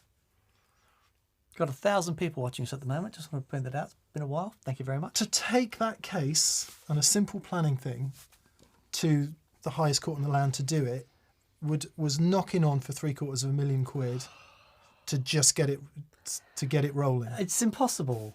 It's ridiculous. Yeah. And the value of the business of doing the planning was nothing like that, so it was clearly not worth it. But yeah, the law is. And if you've got, like, there's some like there's no copyright law in China, so there are Chinese companies that will do clones of stuff, and there's absolutely zero recourse. All I will say is, if we just bring it back to planet Earth and reality, if there's a pedal from a company that you like, that has, so the stuff that I buy tends to be, we know the designers, we know the people involved, we know the passion that they've got for it, and we want to support that. And I think that's a big part of what this community is that we recognize the passion that goes into designing this stuff. This is a lot to have in common with people if you're into this stuff, right? Yeah. So, when we chat to Zach from Mythos, and we chat to Analog Man, Actually, I think Zach was on earlier. Hi, if he was, Zach, hi. And yeah, g'day, mate. Actually, I'm doing Dipped in Tone with Zach on Thursday this week. So if you follow that, I think Premier Guitar hosts it. It's called Dipped in Tone. It's usually with Rhett Shaw, but he's on tour. Right. So I'm doing it with Zach. Oh, lovely. For those of you who might be interested in that. Sorry, Dan. No, but if you know these people and they, or the guys from Beatronics is a really good example as well. What they do is they're so passionate about it, and what they do is unique and fun, and their way may well be clones of what they do. If what you want to do is support the people who are coming up with these really fun, creative designs, then that's what you've got to do. If all you're interested in is, I want that sound, but I only want to pay $40 for it, then that's sort of different. Yeah. But I think a lot of us like to support this community. Okay, so Dan and I are in a largely unusual situation because we know most of the pedal builders and it's our lives, so we're friends with a lot of them, and I actually end up using gear from people that I connect with personally. Yeah. And I know not everyone has the privilege of doing that, but it might be that you connect with the brand, or you connect with the ethos, or you've seen a video of the person. You know, how many guitars does Paul Smith sell for Paul Reed Smith? Yeah. Because people connect with him. And I've come to a point where I value that more, the sort of... Or as much as anything. Yeah, well, in some cases more, the values and the sort of core essence of that human or that company. I've become a fan of that. Yeah. Is this ultimately the best sounding thing? Sure. And because you just tie yourself up in knots trying to find the best sounding this or that, don't you? Yeah. And it's all subjective anyway. So, yeah, I think it's a great question, but I guess it's an individual choice. Yeah. And I think it has to be an individual choice. There's no... You can't make a blanket morality statement, say it's wrong, because there are so many ways that you can dissect it. As far as, historically, okay, well, who came up with that circuit? I mean, we can, all these amplifier circuits and preamps and stuff, we can go back to that original handbook, from GE. Was it GE that had all those circuits in it from when the guys were trying to sell valves? And, so much of the stuff that we still play and love is all based around those circuits. So how far back do you want to go? Yeah. And what do you consider to be a creative step? Yes. Yeah. So, yeah. Dormant says hobby communities like this are fairly self-governing. Some people will buy clones, others won't. It is what it is. And then expanding on that, somebody said... I can't quite find it. Anyway, somebody was saying, Orcsend says, the community will ultimately regulate. And I think that's right, the worst offenders. And if blockchain ever becomes a thing, then that will happen. Right. Because all information will be available. Yeah. Yeah. There we go. Yeah, anyway, thanks for that question. It's a really great question, and we like questions like that. Cheers from Detroit, says JR. Cheers from Detroit. I asked a few weeks back about PAFs for my Les Paul Classic. Ended up going with Monty's with a 50s loom, despite being in the US. Now to save up for a Murphy Lab SG. That's nice. Still that? Yeah, it's good. Well, hold on now there, darling. That was to Sue Ellen, by the way. I'm interested to hear how you get on and whether they've transformed the guitar or not. Because I think in the Classic maybe they're not 50s wired straight out of the thing, and I think some of those Classics had 300k pots, but I could be wrong. So that could potentially be a massive change in that guitar. Murphy Lab SG, yeah, we all need one of those, don't we? Bloody hell. David, good morning from Melbourne, Australia. Oh, g'day, mate. I love Melbourne. I've done some of my favourite gigs ever in Melbourne. Used to play a lot at the SB in St Kilda. Yeah. And it was one of the best gigs ever. It was so great. Melbourne's a really, really great place. I went there in 2001. Did you? Or 2000 to St Kilda. That's great. It was a long time ago. Nice. He says, no question. David says, no question. I want to send a huge thank you. 40 years of playing guitar, and pretty much everything I know about guitar tone I learned from TPS. Oh, You've made my mate. playing fun. Nice one, David. That's Thank you great, for that. buddy. D&M says Jamal Hill Richardson Albini. Jamal Hill Richardson Albini says, D&M, what would be the last song you could or would ever play in front of a sold-out arena? And Also, I've got a Free the Tone Future Factory. Should I get a CXM or a Collider? You got to Free the Tone Future Factory. You don't need. I mean, the CXM, the Collider's great, but just get a CXM and you just. Yeah. It's that the pain you feel when you process the transaction will be short-lived. Yeah. You'll feel the pain because they're expensive. They're like $1,000 now, aren't they? And you'll feel that pain, and then and then you'll go. Once the pain has passed, and you've managed to lay it off for 3 months or whatever you've done to to do these things. The amount of joy you'll get every time you look down and see it will be. Money can't buy that kind of joy. It can't. Well, It's it can, so good. and it's called a CXM 1978. So Dan and I are both in love with that reverb pedal. Yeah. It is magic. But the Collider sounds really, really, really good. And please don't think I'm putting the Collider down. No. It really is a great sounding thing. It's the best delay reverb pedal. Yeah. If you the delay and reverb in one. Certainly. Well, the caveat to that is we haven't played every single one and shot them out back to back. However, it's the one that we always pick. Yeah. And quite often what happens on TPS, we'll plug stuff in and we're like, that's not really working, or we don't, that's not really working with this amp, or we're not really feeling that. Every single time we plug the Collider in, it's like, it's doing what we would need it to do. I'll tell you what's interesting about that pedal. Source Audio Collider, if that's not clear, by the way. Imagine putting a fully functioning, comprehensive delay and reverb in one pedal in a small box. What sort of UI are you going to put into that to pull it off? And they've pulled it off because it's intuitive to use. We've never looked at the manual. It's like, oh, okay, put the switch over that. That's the delay settings. Switch on that side. That's the reverb settings. Yeah. That's the delay foot switch. That's the reverb foot switch. It's super, super simple. You can, if there's anything that you want to do, it'll be in there. And there's, online editors and all that stuff for it.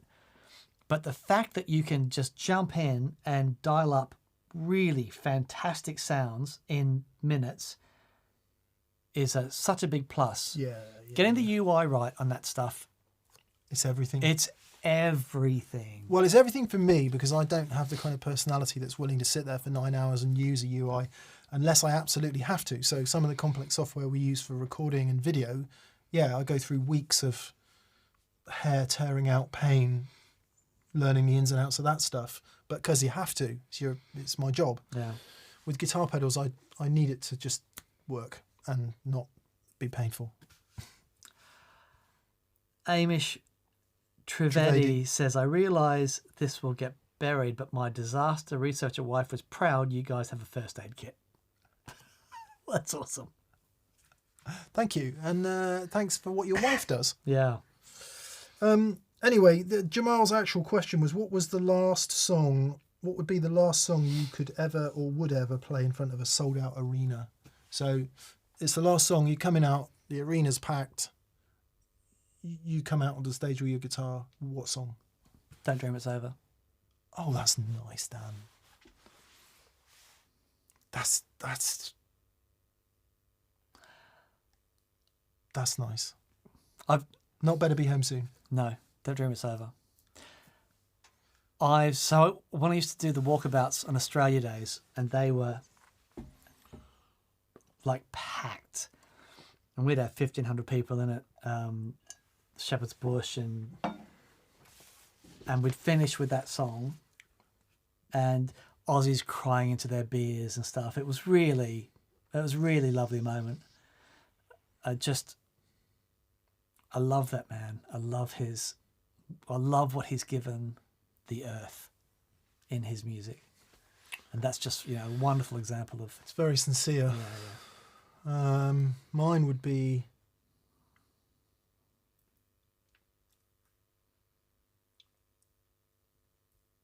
I want to say Jump by Van Halen. With the wires. So I can actually fly. Okay. Isn't that Living on a Prayer? Is it?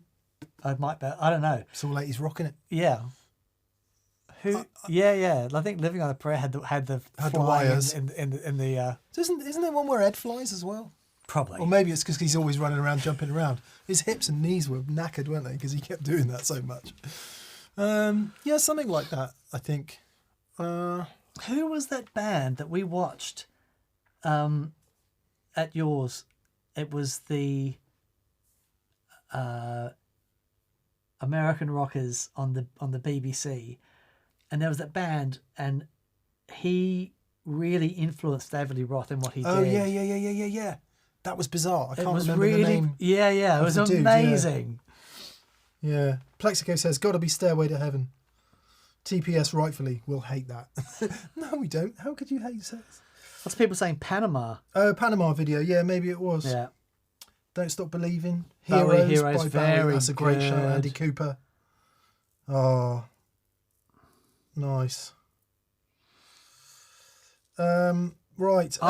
So Said Lewis says Karma Police. Yeah, So I went and saw. that would be nice. I saw Radiohead in, I want to say Birmingham, but I think it was Manchester. Anyway, massive outdoor concert, 50,000 people there, and they finished with Karma Police, and they had been off stage. They'd finished the gig, they walked off stage. 10 minutes later, 50,000 people are still singing For a Minute There. It was so moving. Yeah. And it is one of those songs Yeah. that means a lot to a lot of people. And the crowd was just... There's something else that in there. It's much more than the sum of its parts. Yeah. I had a similar experience with Nina's 99 Ziegler Balance once as well. In German, obviously.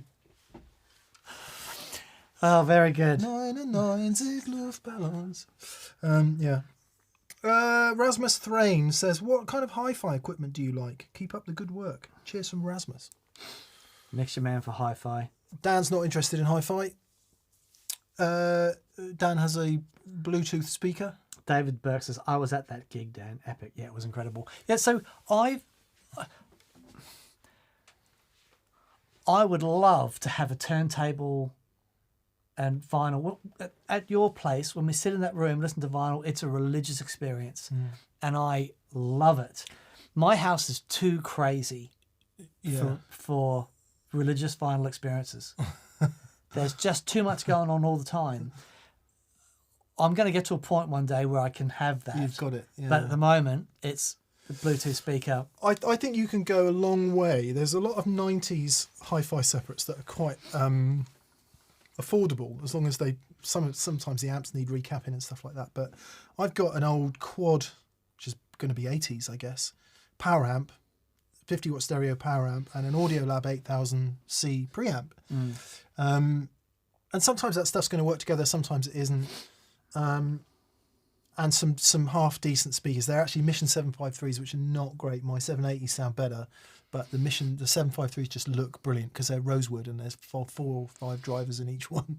they're not, hi-fi buffs are going to go, oh dear. But the difference funnily enough, when Madison Cunningham's, I got so heavily into her latest record, which is called Revealer. I lived that on vinyl for Christmas. Nice. Yeah, and she performs one of her songs live now. Which one? Life According to Rachel. It's the one that goes... The slow one. It's a slow one. Yeah. That's it? Yeah, Life According to Rachel. Oh my God. That's like doing Grace, that is. Well, the funny thing is, she performs with her band, and I've shown you videos of her band and everyone's moshing, and then they stop and she sings that. And have you got a rubber bridge guitar for it, Dan? No, I don't. Because that's what she plays it on. Well, no, she's got a Telecaster that she plays in the little bass breaker cranked, and she sounds amazing. Awesome. Yeah. Well, we got, so down on a Monday night it was after VCQ, we had the vinyl, the CD and the streamed version, and had them all set up so we could flick between them to listen. The difference in the mastering of each of those sources is staggering. It's not subtle. And what was interesting is the streamed was closer to the vinyl than the CD. Yeah. The CD was significantly different, wasn't it? Yeah. And it had the sound, but that high def The thing, stereo separation in the vinyl is unbelievable. Just Now, the danger magical. here, the problem with hi-fi is people are into hi-fi tend to listen to their hi-fis, not the music. Yeah. And I think that's really dangerous. But You say that, but do you remember being in Japan, in Tokyo? Yeah. And Rabia comes and grabs us and goes, "Oh my God, guys, you got to hear this." yeah, And we sat there. and listen to those monoblocks, and it was I'd never heard anything like that. staggering. And I think what it is when if you do a bit of audio work and you do get to hear stuff in full glory through nice gear, listening to a streamed MP3 for me is hard work. I get tired. And The tired thing is real. yeah. But then that said, if I'm working in here doing something and we've got, it'll be streaming, although it is coming through a pair of nice monitors. Yeah. So yeah, but at there's home I've got a Sonos thing in the and it just makes me sad every time I turn it on, because I can only hear 50% of what I know's on that record. Yeah. What was that album that you got on vinyl? And you called me. You went, "Oh my God, listen to all this percussion and stuff that I've never heard on There's this before." reverbs on Southeastern. There's reverbs I'd never heard. Yeah, that's it. In the streamed version, and on the vinyl version, you can flip and hear it. Yeah. Sounds a bit snobby, but if you love music and you deal in sound, to hear that sound is a real treat, especially if you can afford yourself some time to do it. Which that's my happy place. Sorry, that was a bit of a Departure. Trebu Senpai is very interested to know what our favourite type of coffee is, Dan. Oh, so I've only just got back into coffee after like 20 years, but I've gone hard into it, and I'm loving my caffeine life. I've just watched this really interesting TED talk on roasting the beans, because apparently you've got a week once you've roasted the beans, grinding the beans. You got a week while they're at the most potent levels of antioxidants and all the really good stuff. The thing is, even after 2 weeks, they've lost like 90% of their good stuff, and even after that 2 weeks, they're still considered a superfood because it's still so good for you. This is an insight into Dan. So I'm now buying a roaster. Yeah. I'm going to buy the grinder. I'm going to buy the quick cooler. Some beans. Do all the stuff. We'll do a TPS coffee blend. That is great. I love it. I think fair to say we both like the drip over the espresso. Would you say? Yeah. Good espresso, great, but it's so hard to get good espresso. It really is. So I certainly can't make it at home, really. Yeah. I can't make it at home. The coffee that you make here is so superior than anything that we have, on an espresso or anything like that. And they're fine for a quick fix. Yeah. I don't like them for, the amount of waste and stuff. I sort of gets on my nerves. But yeah, I can see the day where I'm roasting, where I used to make. Let's try it. Okay, let's do it. Let's do it here. Okay. We use a company in the UK called Origin. They're based in Cornwall, and they do like a house blend. Get it on subscription. It's pretty good. And we have a Technivore Mocha Master drip machine. In fact, we got two, and I like that. But as for different coffees and stuff, it's a crapshoot, isn't it? Yeah. There's I ordered some nice stuff over Christmas and ended up really liking one and really not liking another. When it's really a lot of coffee snobs. Sorry, that's not fair. A lot of people who are really into their coffee like the kind of sour, citrusy thing, and that's too much for me. Right. Do you remember Fraser, who used to work here? Yeah. Fraser used to literally go, "Are you still taking milk in your coffee, Mick?" So, Yeah. Anyway, blah blah blah. Have you tried barefaced audio guitar cabs? Says Trebu Senpai. Yeah, isn't that what Joey used? We've got a couple two here? over there. Two 1x12s? Joey used them. Yeah, we should plug them in and try them. Yeah, we'll probably use them tomorrow for some stuff. Everyone says they're really, really good. Yeah, we should try them. I have to admit to being having some motivated cognition about it. So I should put that to the test, really. Yeah, let's give them a go tomorrow. My motivated cognition being nothing small and light can sound good. Oh, that's a good one to Yeah. Okay. Great. Which of course they can, because plenty of people say they sound amazing. So we should put that to the test. I do. They don't have Neo speakers in them. They have not Neo speakers. But I do, having had to record a lot of Neo speakers and had bad experiences every single time. Yeah. I'm not a fan of Neo speakers, just from a personal perspective. Oh, they've got Neos in them. I don't think they are in those, but I was Okay. just going to say that on the light front. Right. I always find Neos sound really good off axis. They can sound great in the room, but stick a mic on them and it's, whoa. Yeah, I've ended up having to fix quite a lot of audio. Okay. Having recorded Neo speakers. Anyway, but just a personal opinion. It's not the truth. It's just an opinion. Oh, Joe Morris says, Mick, I'm really struggling with pedals into my 2-Rock CRS. What is your favourite pedal for a solo in a blues setting? When you go... I'd need to know why you're struggling and what the problem is. One thing about the CRS is it can be quite aggressively bright, and it can go over into overdrive in the way that like a super reverb or a deluxe reverb will, and a little bit of that can often sound a bit brittle, so you need to either go into it or stay away from it, I find. And a combination of the bright switch in the right place, either on or off, and the global sort of tone shape thing as the last knob can make quite a big difference there. But what do I use? I use all kinds of things.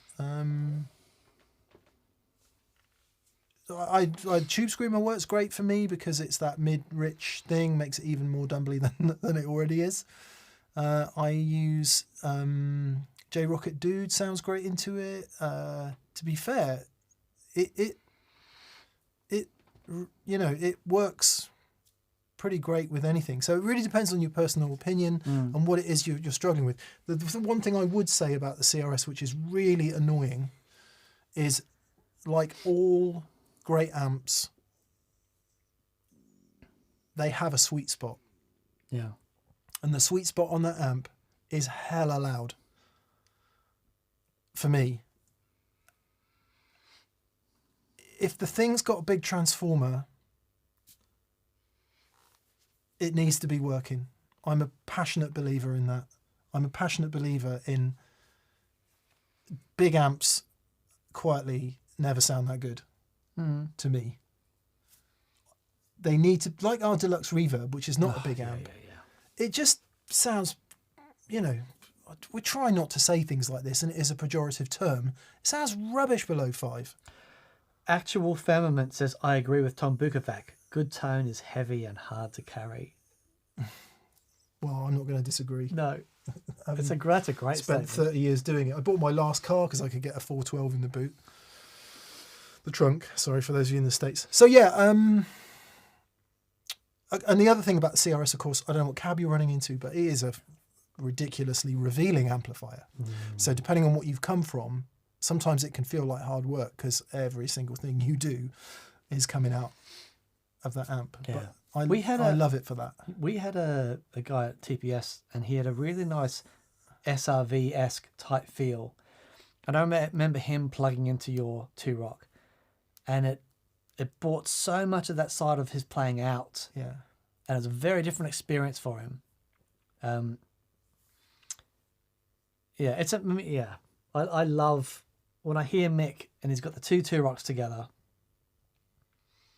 It is such a joyous thing to behold. It's really, really beautiful. Yeah. Might get an attenuator, says Joe Morris. Yeah, that's worth a try. In fact, even Matt Schofield, Matt's on record as saying that the CRS is the best guitar amp he has ever played in his whole life.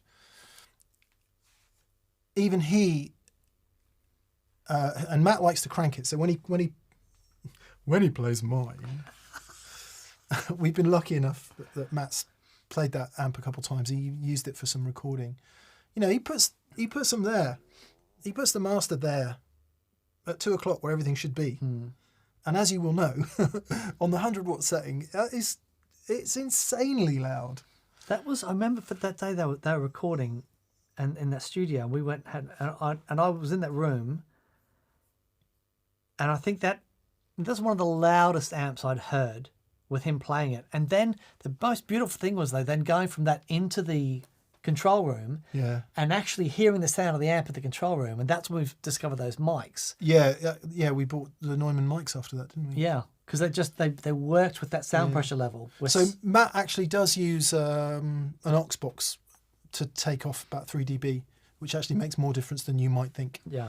But yeah, so an attenuator could be great. Someone else has suggested a compressor. I think that's a great shout. Studio style compressor like what's the one we like from Canada? Oh, are they from Canada? Union Tube and Transistor? Are they from Canada? yeah. I'm not sure if they're from Canada, but they're The Lab. oh man, that's awesome. That's really ace. Origin. Tell you what is really good is the Origin MEQ. That's great. Is really, really good for that kind of thing. Just getting a bit of push. So so I just recently did a rig for Graham Coxon, and he has replaced his Rat with that pedal. Has he? Yeah, the Oh, EQ that driver, is the interesting. MEQ. Yeah. The MEQ driver. That's it. He's replaced his Rat with that. He loves it. Mesa Guitar Guy, who has got his CRS this week, uses a tube amp expander by Boss, so that could be another option there. So yeah, any of those things would work. I think the cheapest option so far is a compressor. Give that a go. Yeah. And it'll take away some of that you might be struggling with.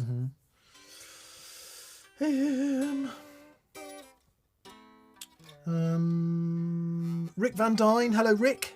Rick says, gents, I've just embarked down a tonal... Oh, my God, we've got loads to go. I've been going too slow, mate. Just embarked down the tonal rabbit hole of a gig rig virtual battery for fuzz and drives. Any tips or tricks for other pedals you like using them with? And where and when do I need to use an isolator? All your power should be isolated to everything, which means that electrically, like DC wise, there's no connection between, this is important, there's no connection between the positive or the negative between any of the pedals. That's proper isolation. So, yeah, as long as the isolator is for the lower current pedals, which is majority, things like your overdrives and, anything analog basically is fine. Anything at 100 milliamps, thereabouts. But best practice is make sure that everything's isolated. The virtual battery is interesting in that it's, if you can imagine, it changes the inline resistance so that it mimics the way that an old carbon battery delivers current as opposed to an alkaline battery. And it sort of it brings the voltage down, but it changes that resistance. Like the resistance in a dying carbon battery is different, the internal resistance. And that has an effect on the way that the transistors react, so that when the gates open on the transistors, they draw a little bit of current, and when they draw that current, if the... Can you hear it resisting? I'm not giving you any more power. I'm not giving you any more power.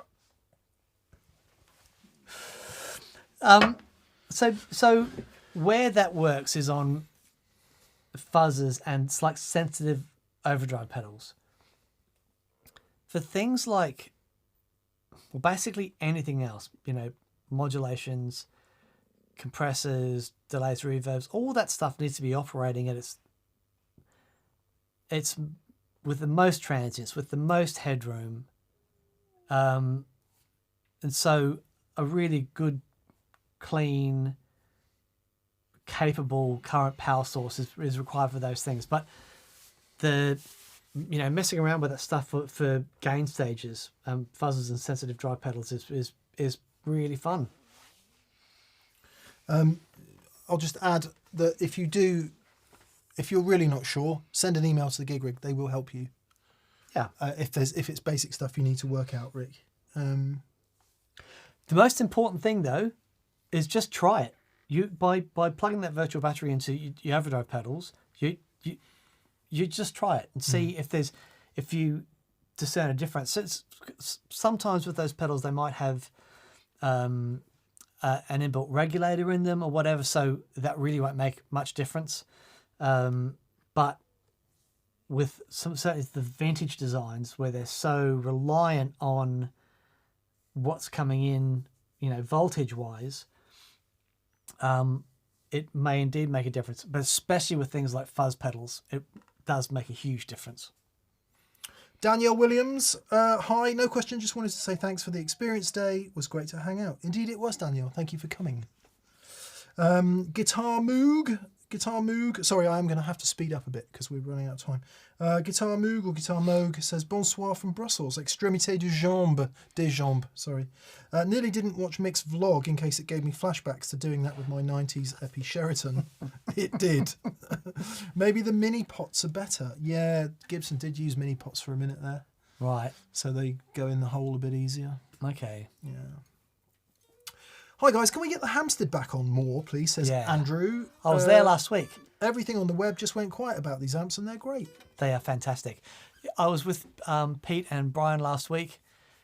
They make really wonderful stuff. The Hampstead it sits in like the high watt range where that back end is so open. It's such an interesting amplifier. So yeah, we'll pull it out again and give it some love. Yeah, but they're really good people and they make great gear. Amish Trivedi. I'm listening in today since I just had injections in my eyes. Oh my word. But knowing I get to come home to TPS Live made it better. Much love to you and the team. Well, we hope you're doing okay, Amish, and whatever injections you had to have in your eyes is something not too acutely problematic. Man, yeah, sorry to hear that, mate. Hope you're okay. Yeah, hope you're doing okay and enjoy the dulcet sound of these voices. Well, mixed voice. I can only apologise for mine. It was great having Pete Thorne on. Imagine if we sounded like him. I just wanted him to do my answering message. Hi, this is Dan here. Tom Haviland. Hello, Tom. Tom says, I'm wondering if you ever finished watching that Jim Lill video on Amptone. And if you could try out what he did with his tackle box amp, it would be really interesting. Thanks from Vermont. Yeah, we both watched that all the way through. Mm-hmm. What does he do? He gets a bunch of pedals and makes an amp out of it. Yeah. He changes the EQ and different stages and stuff. And yeah, it's really interesting. Yeah, it is interesting. I've got two rocks.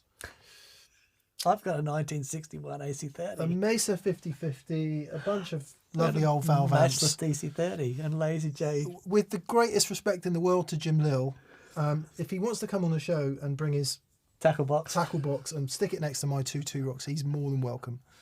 And I'm sorry if that sounds, whatever, but yeah. We might get into a bit of that tomorrow, actually, because tomorrow's show is going to be, what if I don't have a guitar amp? And that's not going to be about, well, you can buy this incredibly expensive piece of technology that's going to make it sound great. It's like, no, what can we cobble together to get a really good usable sound? Yeah. And that's not to say, by the way, having just said all that about the amps, that it's the best sound in the world. It could be. I don't know if you've ever heard one of those Marshall MS1s. Battery-powered thing, tiny speaker. Stick that up, put an SM57 on it. You could play a solo in a track with that. No problem whatsoever.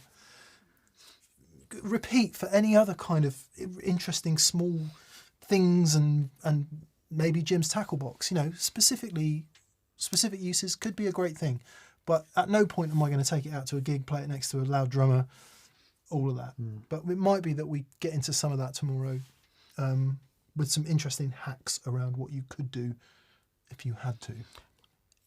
Also, the conversation is, if you go back and have a look at what people were using, they were just using what was around at the time. Darren Delaney says, I don't detect any passive-aggressive tone. It's a fair observation, Darren. Trebu, he said, I would love to see a tone video with Jim Lill if you can get him to come visit. That would be great. He'd be more than welcome. I would say, don't confuse a crafted piece of entertainment Yeah. with a deep dive into something really serious. I've thought something similar. You know, it would be great to get him in a room and have him play and listen to him. You know, all you hear in those videos is little short snippets of everything. Yeah. You don't hear anything sustained. You don't hear it feedback. You don't hear any. It's just. And it's like when we did the. It's brilliantly done. They are fantastic. But those sorts of things require dialogue. They require asking a different question. And if anyone is prepared to accept that over 30 years of continued dialogue with the world's best guitar players, all the guitar and amp makers, all the pedal makers, and I don't just mean from me and Dan, I mean the collective history of rock and roll that you can stick on a record and listen to. Yeah. It doesn't make any sense to me. No. For one 50-minute video to sweep the last 50 years away. Yeah, of course. That doesn't make any sense to me. Yeah. And as compelling as it is, and as brilliantly put together as they are, and as entertaining as they are, yeah, get him in a room, plug him in. Let's do it. Let's do it. Yeah. And it's not, again, if that sounds passive aggressive, it's not. It's like, no, there is a different question to ask here. Yeah.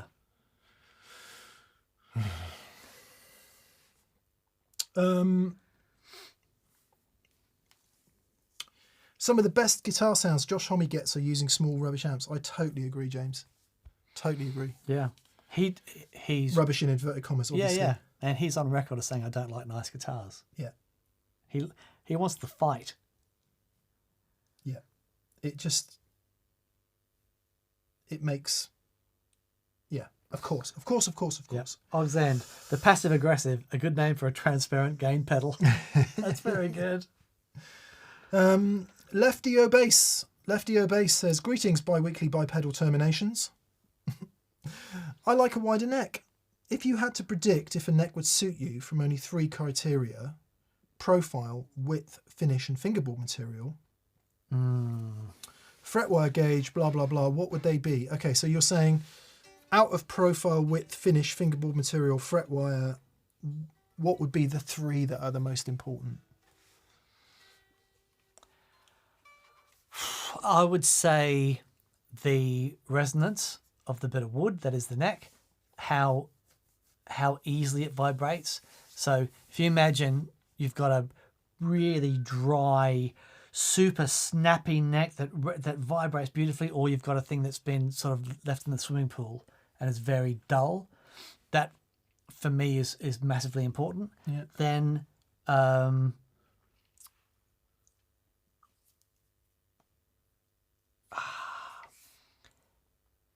I'm okay with different widths of necks. It just has to feel right with the guitar. Yeah. So you're talking about size and shape, aren't you? Really? Yeah. That just has to be appropriate for what the guitar is. So the resonance of the neck, neither of us can do thin, small necks. No. It's really tricky. That would be a no-no. Yeah, and then the fret job, the setup. Yeah. You know, get those 3 right. It's going to be great. Yeah. I'm For going me, to try and if we say that, because it's interesting, isn't it? Profile's important. It takes me a minute to get used to things that are quite flat on the back and have a lot of shoulder. I prefer the shoulder to slope away a bit and have a bit more depth. So if we could call that profile, that's quite important. But then I had a Derek Trucks SG that was borrowed from Gibson via Guitarist magazine that had exactly that neck, and I used to love playing that guitar. So yeah, but Dan touched on it by saying setup really is going to be the thing more than anything that's going to make you bond with that guitar. We really both learned that having done some work with Matt from Monty's. I never used to care about setup of guitars, to my utter stupid detriment. You know, lesser guitar set up to play nicely, infinitely preferable to amazing guitar badly set up. So I think that's probably the most important thing. Yeah. It's got to play right. But yeah, too thin, not going to work for me and him. Fingerboard material, not really a big deal. If it's maple, it's going to have big frets for me. Because of my technique, I leave quite a lot of flesh on the board, as it were. Sure. I have quite a heavy touch, so if it's a lacquered maple board, they stick to it and it's no good. I can't play those. So if it's a maple board, big frets, and preferably if it's a rosewood board, big frets as well. But yeah. Have you ever played a Les Paul that's got those really flat? Yeah, fretless wonder. Yeah. Yeah. Sometimes they just get, they get finished that way, but I find that really tough. Yeah, the 70s ebony, and they were just. Yeah. I don't know if it was. I think they came from the factory with very low frets, but also something about the frets where they just were worn down so quick. Yeah. Yeah. Yeah. Have you ever played one of those old cream 70s Les Pauls? Yeah. The ebony ones. Yeah. Custom. Yeah, Like the the Randy custom. Rhoads type guitar. Some of my favourite tones from Yeah. those Les Pauls. Really ace.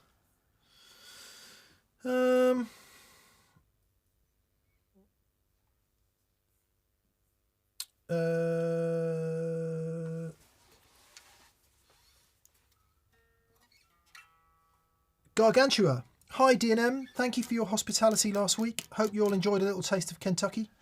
Also, is the is the key to tone a light up fretboard? It is. Of course it is. That was amazing. Yeah. One of our Experience Day guests had Martin Sims put in LEDs down his fretboard of the PRS. It was just totally awesome. It was amazing. It's like, here I am, there I am, bing, ha. It's such a neat job. You had to really look for where the insertion points. But yeah, it was really great.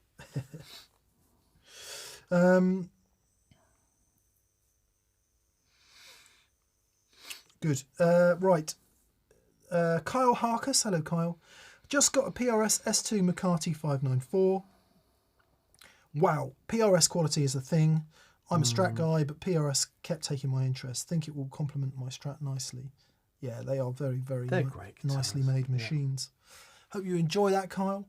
Michael McKnight. Hello, Michael. Would love to know how you record the drums for the TPS band session video. Sounds really good. Curious about the spill and the mic placement as the amps seem really close. Thanks so much. Yeah, all that. So Google Glyn John's technique. It's basically starts with two overheads. One essentially over the center of the snare drum. So if the snare drum's there, it'll be that kind of there. You measure that distance, and then exactly the same distance from that snare drum, you go off to the mic that's sort of by the ride cymbal over there. One on the bass drum, and that's Glyn John's. We would add a mic under the snare to get the rattle of the actual snare. And yeah, tremendous amount of spill in all the mics, and that's what gives it that sort of band vibe. You can get into gating and stuff to take a lot of that out, which would be a sort of standard thing to do, but I think that takes a lot of the fun away. And the spill's great. The spills is the glue. Yeah, certainly if you want that band in a room band feel, a lot of people would insist on really strong separation and all the rest of it, but not being experienced session producers and recording people, we're really happy with the spill. Definitely. And then, I do love your mixes with that stuff. add a bunch of, what would I then use? I'd use a couple compressors, so something like a distressor to give them a bit of crunch, put a bit of distortion on the drums. Maybe a bit of EQ, certainly on the kick drum, quite severe EQ, because I don't know how to mic up a kick drum. So if you severely EQ it and get it to sound good, and actually I use an EQ called Fab Filter Pro 3, I think it's called, Q3, something like that. That's got a preset for a kick drum. It sounds perfect. Wow, okay. So use that. Overheads, again, treat them to some distressor, and give the whole thing, send that to a room reverb bus. Right. So it gels together as a kit. blah, blah, blah. Yeah, I love doing all that stuff. Really love it. Sean Finch, welcome back. I've missed you both. We've missed you, bless you, Sean. Sean. We've missed you. And El Rondo. Hi, boys. Can I over EQ my signal? Having 10 pedals with tone controls. How to set them in Union? Well, that only matters if you've got 10 pedals all stacked into each other. I think by the time you do that, the tone control is the least of your worries. So it all comes down to gain staging. Understanding that if you've got a warm, fat overdrive and then you boost into that with a bright overdrive, the bright overdrive are going to push those frequencies in the fat overdrive, and then they're going to be the ones that limit first. However, you swap that around and you get a bright overdrive and a warm overdrive going into it, but it's going to be the opposite thing. It is really taking each gain stage, and first thing is get the best sound you can out of each gain stage, the sound that you want. Then once you've got that sound, order them from the most gain at the front, the least gain at the end, this as a place to start, and then stack them to the point where try the combinations of those gain pedals and make sure that you're happy. But if you don't, rarely, I could be wrong, but I wouldn't imagine that you would have all of those 10 things on at once. But even if you do, understanding that the gain staging process is still everything about that EQ. We did a pretty comprehensive video on that at the end of last year, I think, which might be worth you going to have a look at. Was that is too many overdrive pedals enough? Was it that video, or was it specifically about EQ? Yeah, there was it was specifically about, we had a really comprehensive look at gain staging. I can't remember what it was called. Okay. Yeah, was it about the wrong question? Yes, that's the one. Yeah, so which order should my pedals go in is the wrong question. Yeah. The right question is, what do you want to do? Yeah. I definitely think, certainly from a studio perspective, if you find yourself heavily over EQing, something's not quite right with the source. If you believe that if you have to heavily over EQ it, having just said what I said about the kick drum. Yeah.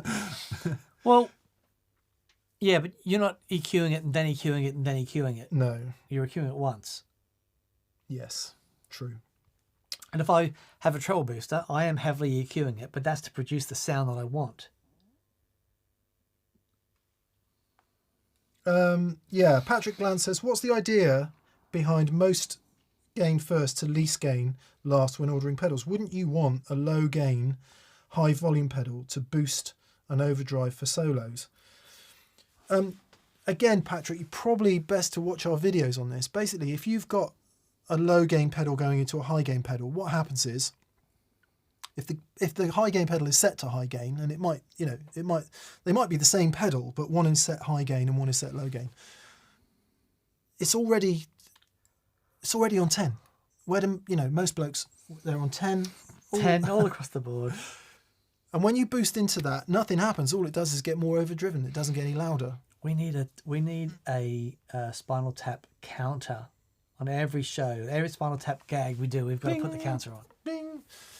And that's great if that's what you want. If you want it to get thicker and more driven and just more sludgy, man, to quote James Brown, and not that James Brown, and that's what you want, that's great. But if what you actually want for a guitar solo is you need to be as loud as the singer, right?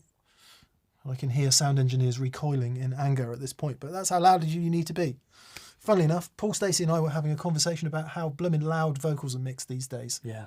I was listening to an Albert King record last week, and I'm like, where's this blooming vocal? Anyway, so if you have the lower gain pedal after, it's got enough headroom to make it louder. And actually, it might add a little bit of gain as well to give you a bit more sustain or a different EQ shape quite often for a solo, you don't necessarily want more gain. What you need is a shape. Yeah, right.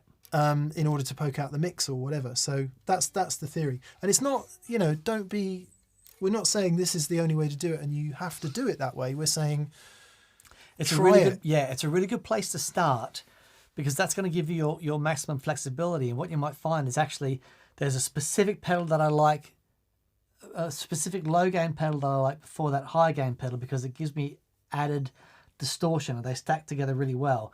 But if I want a solo, I don't necessarily want to add more distortion. Sometimes what you want with the solo is less distortion and louder. Yeah.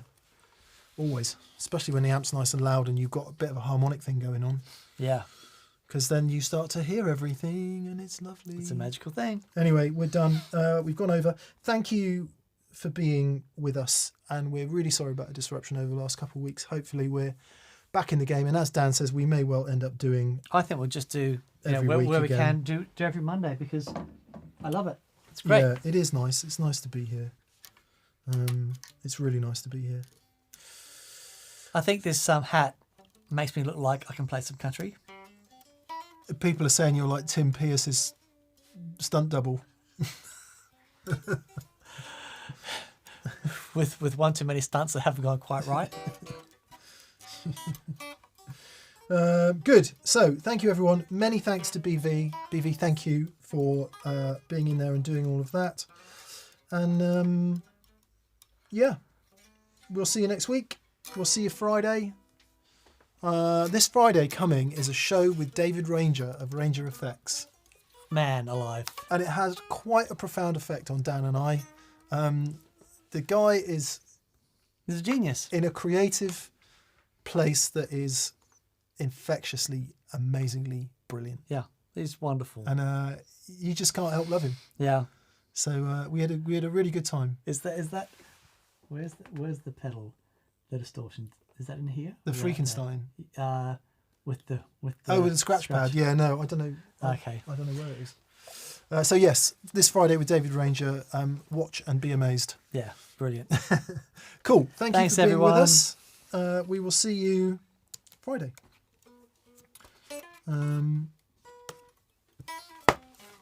Play us out then, Dan. You know what I think would work, actually? A bit of Deerstalker chic. It's like getting totally Sherlock. Does this work? It does for me. I'm loving that. Look at that. Elementary, my dear Watson.